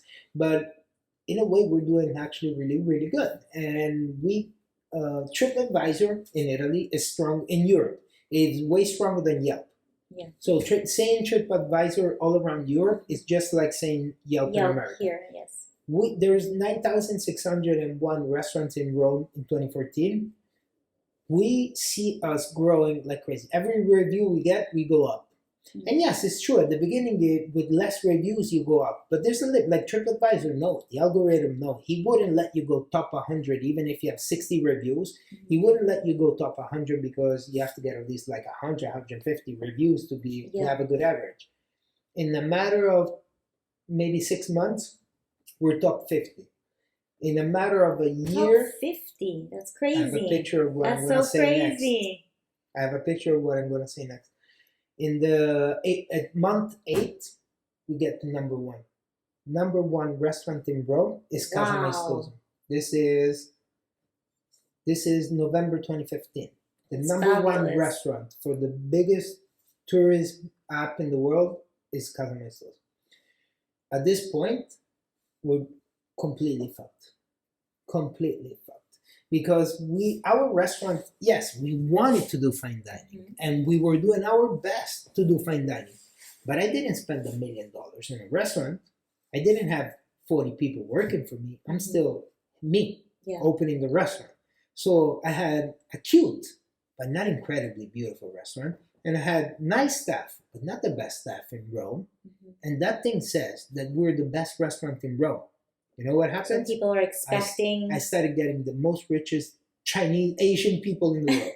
I started getting the most rich people in the world wanted to come there because they saw it number 1 on TripAdvisor, and they started getting a lot of share. Because their expectations were of that extremely high fine dining, like a 3 Michelin star restaurant in a way. But it doesn't even matter the food. The food was still good, anyways. But everything has to be when you get that people, they expect everything to be perfect. How was your wine list? I'm just curious. That it was always good. I love wine, and I did a sommelier course in Rome too. Oh, very cool. So that was always good. That was always amazing. But being in Italy, I had the chance to go to the smaller wineries, especially the little towns where my grandfather was. His little town is the town of Feudi di San Gregorio, which is the biggest Italian winery in America now. And so I did so much with wine in general. Yes, I had a very good wine list. That's why we got to number 1 too, because we were complete in a way. But at the same time, we were not Michelin star level. Like even there's the ambience. Like the worst review I ever got that on a constant base. It was that in my garden where the tables were, you could see the air conditioned engines from the people in the building. Wow. And the customers used to complain. I used to get 1 stars review For that. I was like, I can take this shit anymore. I got to a point where I was emailing TripAdvisor, get me the hell out of this thing. I don't want to be on the guide anymore. And that was when I discovered it's not even up to them. The people open Yelp, people open TripAdvisor. They can't take you. They were like, even if I take you off, you're open tomorrow. That's so unfair, though, right? Because crazy. I mean, you were being judged for the wrong reasons. Crazy unfair that, and crazy unfair that I didn't have any control with TripAdvisor. They didn't even care a little bit of any kind of sort of problem. So how long did you end up having the restaurant for? 2 years and 2 months. Okay. And the reason why it was not longer is because in December 2015, I tell my girlfriend, it was 17th of December, and I said, I'm depressed, but depressed on a serious level. And that's not me. I cannot feel like this. This is wrong. I'm getting fat because I was drinking too much, drinking a lot of alcohol. Because it was just, I wanted to shoot down emotions in a way. And I was seriously going towards depression, which is not me in a way. But anyways, going towards that, and I saw it and I realized, and I said, you know what? Everybody expecting so much from us, and there's so many expectations, our parents, our clients, our fucking TripAdvisor, and all of these. And you know what? You know what I'll do? I'll fucking leave. Everything. Everybody just like that. It was 17th of December, 17th of January, I bought the ticket. That night, that's why I remember that date. I buy the ticket for 30 days after because I said, you have 30 days to my ex. You have 30 days to decide if you want to live the rest of your life with me because I'm leaving. Because it's more important than being with you, than being with the restaurant, than being with my parents. I have to save myself first. Otherwise, we all go down. Because the whole boat was depending on me. Yeah. By the way, in the meantime, that same year, we opened a second restaurant. I had 2 restaurants. What? Yeah. One was at the beach in Fregene, is the beach town of Rome. And we were doing so well in the city that we got an offer to open in this famous beach town in Rome. And there we were doing 400 people a day. My life was incredibly bad. But when you look back, do you think maybe that second restaurant was what did it? And maybe things would have gone a little bit different for you and Thank you for asking that. I think in a way it all works out. Because yes, what you said is true. Maybe I would have saved the restaurant in Rome if I didn't open the one on the beach. But I wouldn't save myself if I didn't go away. So you needed to leave, period. It wasn't it wasn't just the restaurant. No. It was the whole environment wasn't right. Okay. My whole effort that I put in, even just economically. Like at the end of the day, I love to talk numbers. Everybody is so scared about talking numbers. Like I was paying 62% taxes on my own money. Okay. I had 24 employees only in the Rome one. You needed to leave Italy, basically. It didn't make sense money-wise, too. Yeah. Like I'm stressing, I'm dying, I'm taking the life of 40 families on myself. I'm so young to say something like that. I'm still young to say something like that. And I was super young at this point. I'm 28, and I have 40 families depending on me, on the quality of my job. It was way too much. And at a certain point, I said, you know what? Fuck it. No, I will help everybody I can. I moved everybody in different restaurants. Other people were able to go on their own and blah, blah, blah. Everything worked out. But in 30 days, it worked out. But I said, no, I need to save myself because I'm really going through depression. I was drinking so much to a point of alcoholism and drugs too. I still today love THC, marijuana, but I was going to a level which is not controllable. Even still today, I'm proud of myself because I control my. Still, sometimes I forgot, or whatever. But I control the things I do in life. So even that, I could control it. But I got to a point I couldn't control anything anymore in my life. You weren't in a good place. I mean, you were in a super bad place. Yeah, you were in so many people expecting so much from me, and no, I said no, and I'm proud of me to having the strength, although it was so difficult. I'm proud of having the strength of saying, you know what, fuck it, I don't care. So did your girlfriend follow you? Not even 24 minutes, not 24 hours. She said 24 minutes because she knew she felt the same struggle. at the end of the Yeah. day. Obviously, I had way more responsibilities, but she was there. Yeah, She was she was with you. She right was next to me, living yes. through the whole thing. And she felt the same issues with the family, with the business, all of it. And she said, hell yeah, let's get out of here. 17th of December, well, January, and I remember this, I buy the ticket for New York because it was my city, my family That's is what there. you knew. It's Yeah. what I knew. But we didn't go to New York. We didn't fly to New York. We flew to LA. Okay. Because in that month, we kind of said, wait, New York, we already done it. We've seen it. We never thought, and I still today don't think it's a long-term city to live in. Yeah. Great city to do experience. Like I always say, if as soon as my son is 18, I will drop in New York and say goodbye, survive, because that's the best school. If you die, cool. I did the right thing anyways, Yeah. because that's the best school. If you die. But I wouldn't feel guilty. Like I dropped my son in New York, he died. I don't know about that though. No, it's too harsh. But Yeah. It is. But anyway, it's a city that really builds you up so much. So Yeah. it's great to be left there. And so we were supposed to go to New York, but in a way we were like, damn, we should see something else and what can make us happier. And I really said, I love sun. I love the sun. The sun just gives me a lot of energy. Mm-hmm. And everybody says, oh, California, the sun region, and there's always sunny in San Diego, blah, blah, blah, and all of these things. I said, let's just try. Let's go to California. And out of nothing, and this was 3 years we not doing events with Eat Feastly and what's the other one? Eat Feastly. What's the third one? The other one. Cook Up. Sorry, Okay. Cook Up. So we're not doing events with them. It's been 3 years, but we're going back to America. We contact them. We said, look, this is the situation. We're coming back to America. You guys still open? It actually at this point actually those apps are doing good. Mm-hmm. The Americans, a lot of people in America doing it. Cucina Migrante, all of these people doing these events.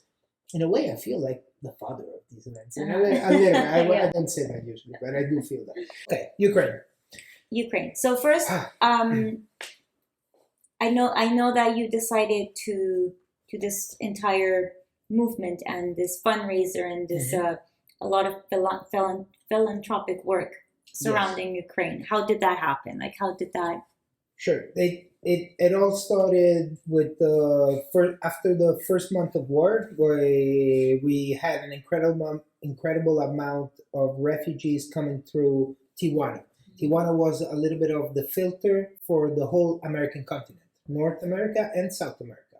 A lot of people that they just knew or had family in America, South America, they were all directed to Tijuana.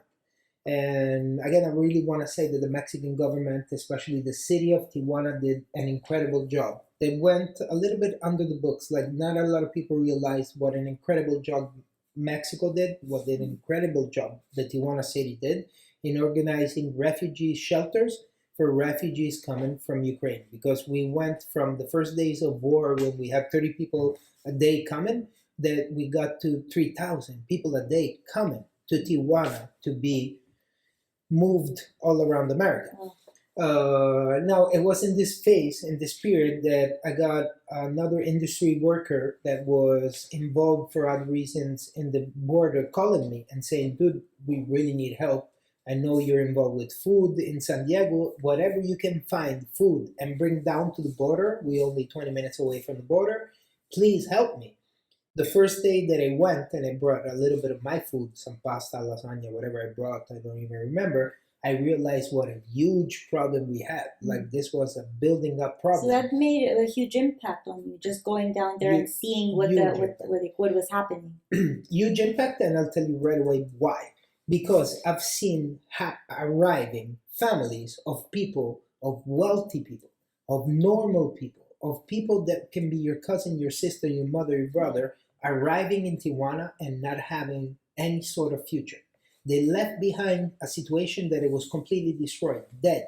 There's nothing to go back with, to go back to. Yeah. There's only a life to go forward that I don't know anything about. I maybe don't even know even the language. And they were there waiting to be allowed to enter the U.S. or the U.S. or Mexico or South America in general. Every country they needed well, to what be happens allowed. to so many refugees, right? I mean, they're looking for a better place, and That's all. Yeah. Unfortunately, that's what the situation is with wars. They kind of jump into this new life.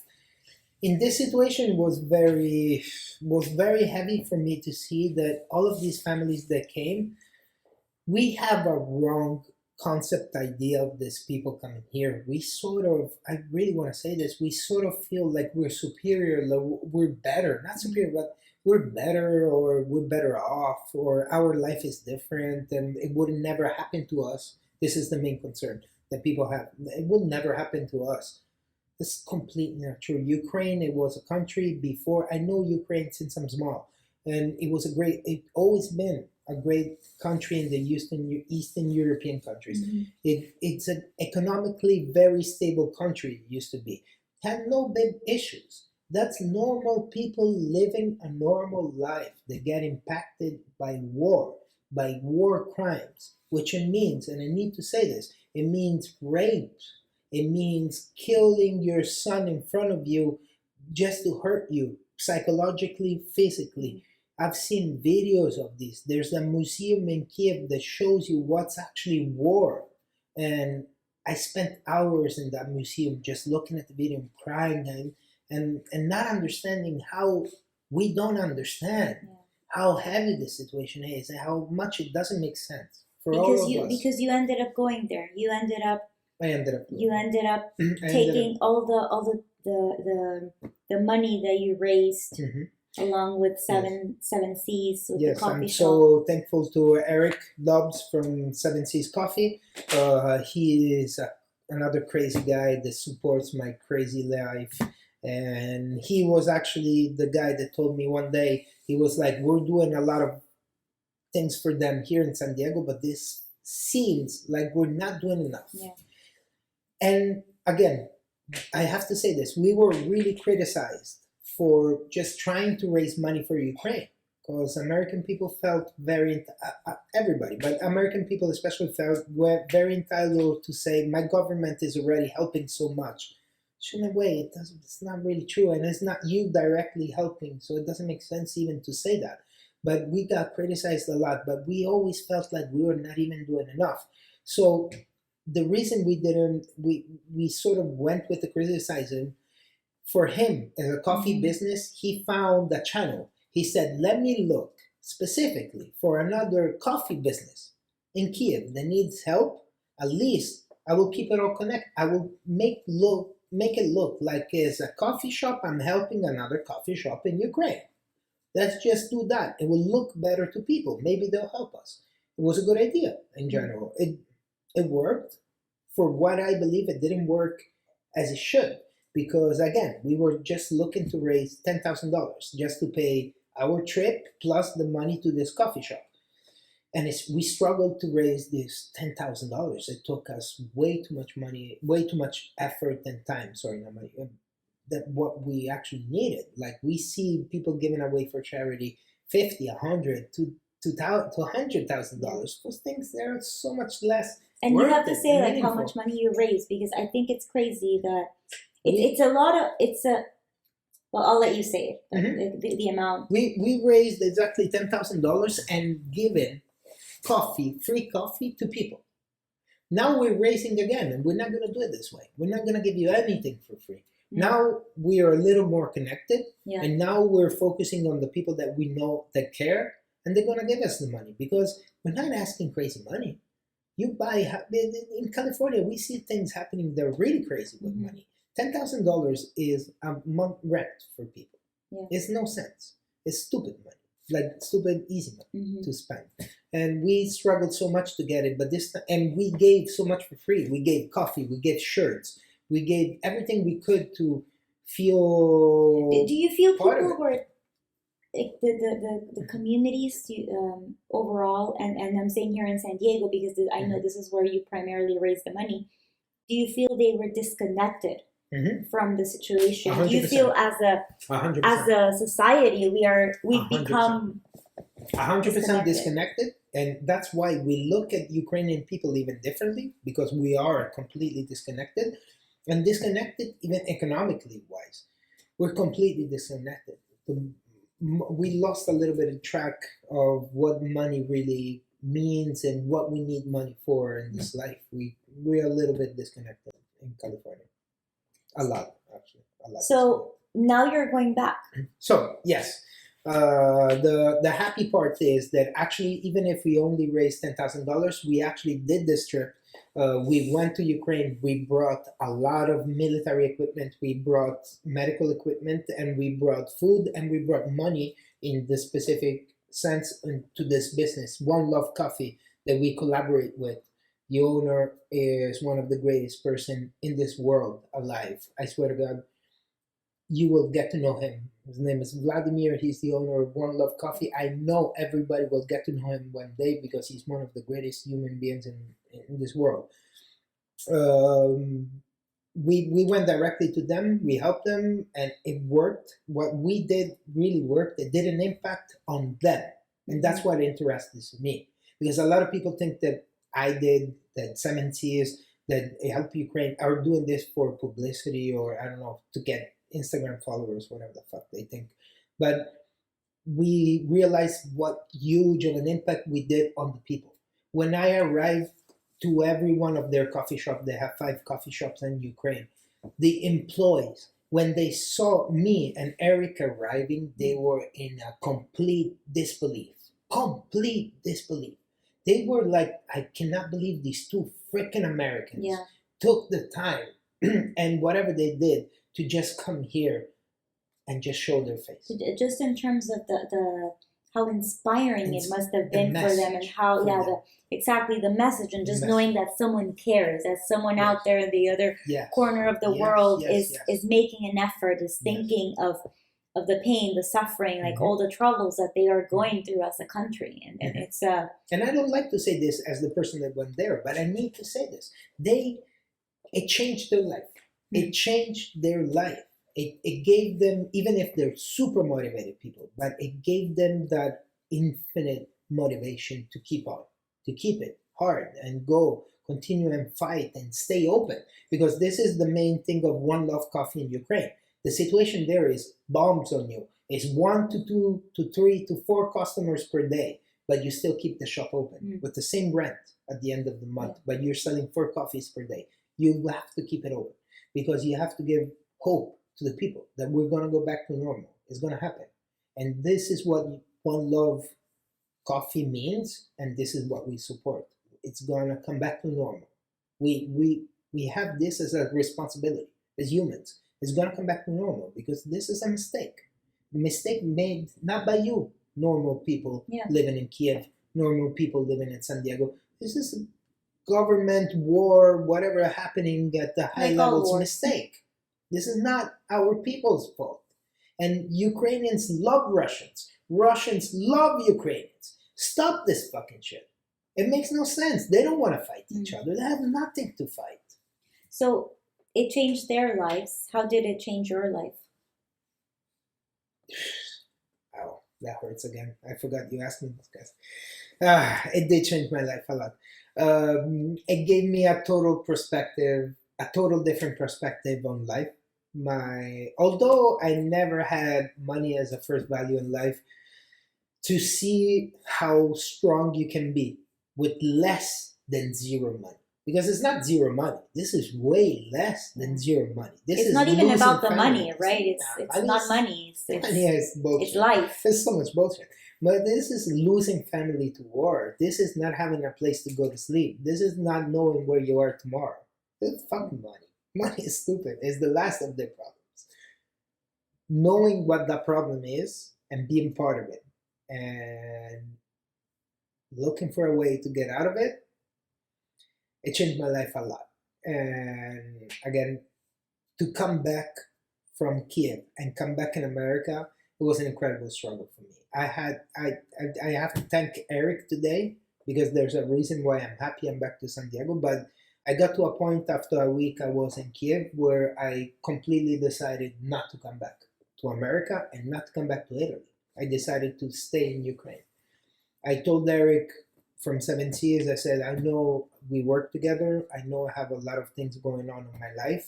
I don't care anymore because nothing really has a value anymore. Nothing. I don't care if somebody expects me to cook something next month for them in San Diego. Fuck them. They have zero value. My life is here right now. Everything I do here has such a big value that it gives so much to them, and at the same time it gives so much to me. Even if, I swear, I was crying every night. I couldn't sleep. I don't think we slept for 2 weeks. Between me and Eric, I don't know if we ever slept for 2 weeks. But every night I just burst in tears because I couldn't take it. It was so much. But it was not so much pain that I had to cry. I was receiving so much, I wasn't able to take it. I was like, wow, like whatever I do is huge. It's so huge for them. I don't even understand why it's so huge. I do, but I don't. And what is that connection to Ukraine? What is it that pulls My you so personal much? connection. Because I know there is a personal connection, and I want to hear about that because there are many places at war and many places, Yes. and you mentioned this at some Yes. point how people were saying like, why aren't you going to Syria and other other war torn areas of the world? Yeah. What pulled you to Ukraine, and what is it that made you want to stay there and now want to go back? Like, what is it that you're looking for as a person when you say, I want to go back? Okay, thank you for the question. Very complicated. But anyways, yes, there is a personal reason, but as I want to repeat very fastly that my main motivation in all of this is to fight war, to fight hate, because we do not need it in this world, and it just makes our life so much more difficult. If we fight it, we can have, as humans, such a better life. But aside from this, there is a personal reason that connects me personally to Ukraine. The reason I'm connecting to Ukraine, there's two main reasons, and the number one reason is my hero and motivator in life. We talked about this at the beginning of the podcast. Is my grandfather. My grandfather, because of his life, because of what he wanted to leave to me, because of how he grew me, I'm completely motivated from him, and he was always super grateful to the people that supported him. And support is something very important for people. Support. It doesn't mean money. It doesn't mean licking ass in a fake way or giving compliments. Support means I believe in you and I will help you to accomplish what you're doing because I believe in what you are doing and what you are. So my grandfather was incredible in so many things, and it was huge for me. In the last 15 years of his life, he obviously was not his strongest mentally and physically, and he hired, in a way, a friend of theirs that had a Ukrainian family that went to live in my grandfather and grandmother's house. And for 15 years, I had a Ukrainian family taking care of my grandfather and grandmother. Wow. And I got to know them family. I got to know them personally. I got to know the sons, the nephews. I got to know Ukraine. For 15 years. Yeah, and I got to know Ukraine. Yeah. And not only it was so much similar to me, and I had this preconception that I know a lot of people have, that like Ukraine is a lower class country, which it's completely not. There's more money than Italy going on in Ukraine. There's more culture than America. Italy has a huge culture, so it's difficult for me to actually compare that way. But there's so much more culture in Ukraine than in America. People are way more all-round formed and more cultured and more. They lived life between their ancestors and all the culture and all of this. They're more full of life people than America, than this side of the world. And getting to know them personally, it really gave me a very huge connection. Plus, there's a little stupid kind of, there's a more stupid reason, which one of my first girlfriends. I knew it. There you go. We have to make it even stupid. But one of my first girlfriends. I knew there was some love story in there. There was a little love story, but it was not real love. It was like that before high school. Hey, that's still love. Middle That's class, first love. Middle class love. First love. And she was Ukrainian, and it was weird for her to be Ukrainian in Italy, because Italy is a country that is very Italian. Like, there's not a lot of African American black people in general. Yeah. There's not a lot of black people in Italy, and not because of any crazy reasons. There's just not. There's not a lot of Asians. There's not a lot of multi-ethnicity. It's very Italian. It's very Italian. Italy is very Italian. So to have a Ukrainian woman in your class at school, it was weird. And I always connected so well to this. I was going to say, girl. and of all the girls, of course, I connected to the Ukrainian. Girl. And as weird as it was a very good connection. But then we didn't even connect physically, because she went with a friend. She became the girlfriend of a friend of mine, and she was girlfriend of him for many years. But we remained friends, and we're great friends until today. But the main reason for me was actually the family that cared for my grandfather, the love that they had, the natural instinct into caring for my family, that apart from the little bit of money that they used to give them, because like the money they used to give them, it was $1,200 a month for two people to live in their house, but they have to bother for them the whole life. Like they were the pharmacist, the nurse of my grandfather and grandmother, caregivers. But it's crazy. Like, their whole life was dedicated to my grandparents, and they loved it. They were part of the family. They were family, super family. Yeah. And having them and knowing how connected and similar they were to me, and made me understand how it's the same thing. This is like if it's happening in Italy right now, and I have the duty to try to make it stop. I'm not saying I'm going to go there and finish the war, obviously, but I cannot say that I'm just going to look at the news and wait until the war is over. I can't. I don't feel good with myself. I have to do something. And then I'm a little bit crazier than the average person, so I'm going to do as much as I can. Even give money I don't have. I really did that last year, because 2020 was the worst year of my life, by far the worst year of my life. And that brought me into 2021 with this war. And I was completely economically destroyed from 2020, because I lost all of my money with the businesses. I went back to Italy to try to retrieve and fix my life and fix my situation. And then I come back to America. Everything seems to be working well. And then this war starts. And I feel I have to do something. I don't care if I don't have enough money. I don't care if I don't have enough time. I should be working. I don't care. I cannot put my life in front of this. I'll put this in front, and then my life. And I act like this, and there's also a very strong pull for you, right? I still do that today. It's a very strong emotion and a very strong pull in your life. It is, but I'm really motivated from the people that don't.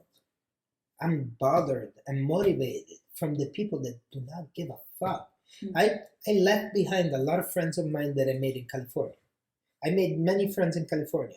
Actually, in 2021, I fell in love with a girl in California. And let me say this, because this is actually good. I'm going to use this. I'm going to use this because all of my friends and all of the people that follow me always write to me, because I post a lot of girls in my Instagram. I know it's fun. I post a lot of girls, but there's a reason why I post a lot of girls. I love businesswomen. I love them, like in a deep way. They're so much better than businessmen. It's unbelievable. Like, I'm going to use this too. Please do. Because businesswomen have an extra push than businessmen. And listen, a lot of people will think this is kind of romantic. It's not. This is business. I prefer women to men, 100%. So if I have to connect to friends, I'd rather be friends with a woman than a man. Because a man, I can play PlayStation, I can smoke a joint. With a woman, she will keep me accountable. You're not smoking a joint. You're not playing PlayStation. We're talking. We're having a confrontation. I love that. I love that. It keeps me on track too. So 90% of my friends are women.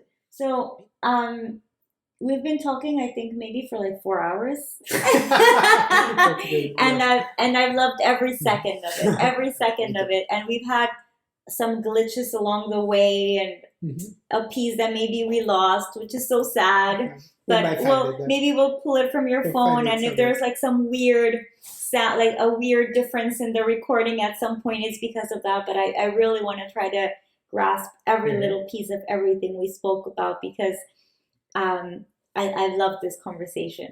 I've do. loved it, and I absolutely love and admire how open you are about your life and your journey, and the people you've met along the way, the things that worked out, the things that didn't. Thank There's you no for sharing this, because success without failing. It's so true. And people are so afraid about failing and so ashamed. Like they would be so ashamed that, oh, I opened a restaurant and it didn't go well, and they're ashamed about it.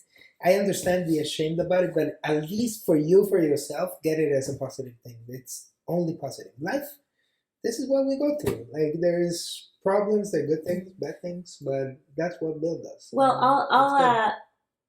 on my end, I'll end by saying that with something that you started off with, the book that Mhm. your grandfather wrote, and that he shared and left for you. Yes, I know it's my that's had, Bible. yeah, that's your Bible, and I know that's had and he's had a huge impact in your life. Maybe you should start writing your own book. Maybe, Thank you. yeah, maybe start In my writing your own mind, I book. did. Yeah. I didn't officially. I wouldn't say I did. In my mind, I'm always like, I have to start writing. Well, my own. I'm sure he's very proud of you, and he's probably like, okay, come on, Marco, I will now tell write you, your own book. Yes. I Because would it's say just I know. because I'm sure You it's just as awesome and just It will as be fun. inspiring. Because It will this be fun, I conversation promise. has been so inspiring for me, so inspiring. We Absolutely. opened a second bottle of wine. If we had more SD cards, we could go more. We could go longer. We could go longer.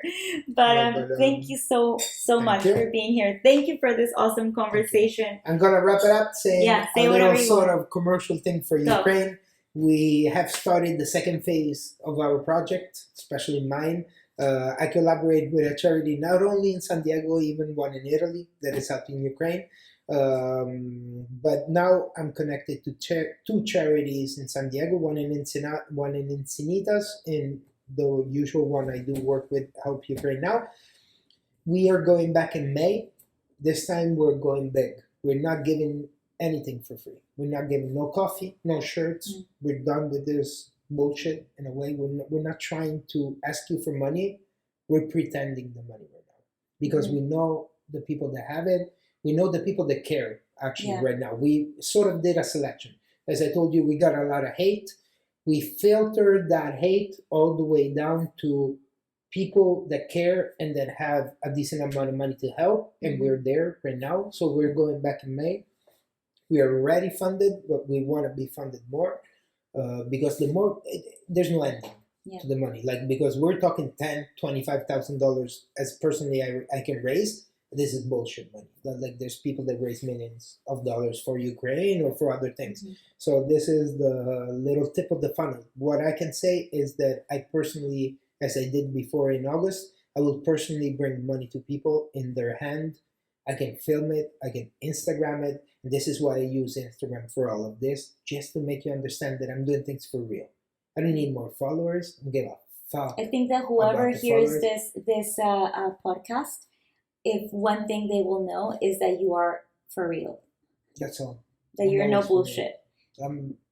Marco Maestoso is the real deal. Very against lies. This is what you get. Very against lies. I'm so real. And that's why I roast people, I roast businesses, even against my business, because I shouldn't be roasting other businesses. Especially in the food industry, I shouldn't be roasting other businesses, but I still do because I want people to understand this. I'm not saying this to give shit to the business. I'm saying this because you need to eat the good things. Like people that I just did a video on Instagram. The supermarket selling I saw this, like with the pasta that you did. That's it. Like I gave you time and time again, supermarkets. I gave you time and time again to fix the problem because I came to you, owner, and I told you You're selling expired stuff. Stop it. You didn't stop it. Well, now I go on fucking social media. And maybe 1,000 people see it in San Diego. And now what? Now it's a problem for you. Now you think they don't believe me? Now they do believe me because I came crying on social media and now 1,000 people saw that. It's worse for you. So social media is just a channel in a way to communicate. I don't want to use it for bad things in general, but don't push me because I'm a motherfucker. I'm gonna roast you bad. Like I'm gonna kill you. I don't care. I don't care. And not because I'm rich. A lot of people think I don't care because I'm rich. No, I can die hungry. Like I can be homeless again. I'll go to Starbucks again and continue to do videos against every business. I don't care. So I just don't give a fuck in general. It's not money. Well, cheers to this, Salud. motherfucker. I love that. Salud. Thank you. Salud. That's a nice ending. Yeah. That is so.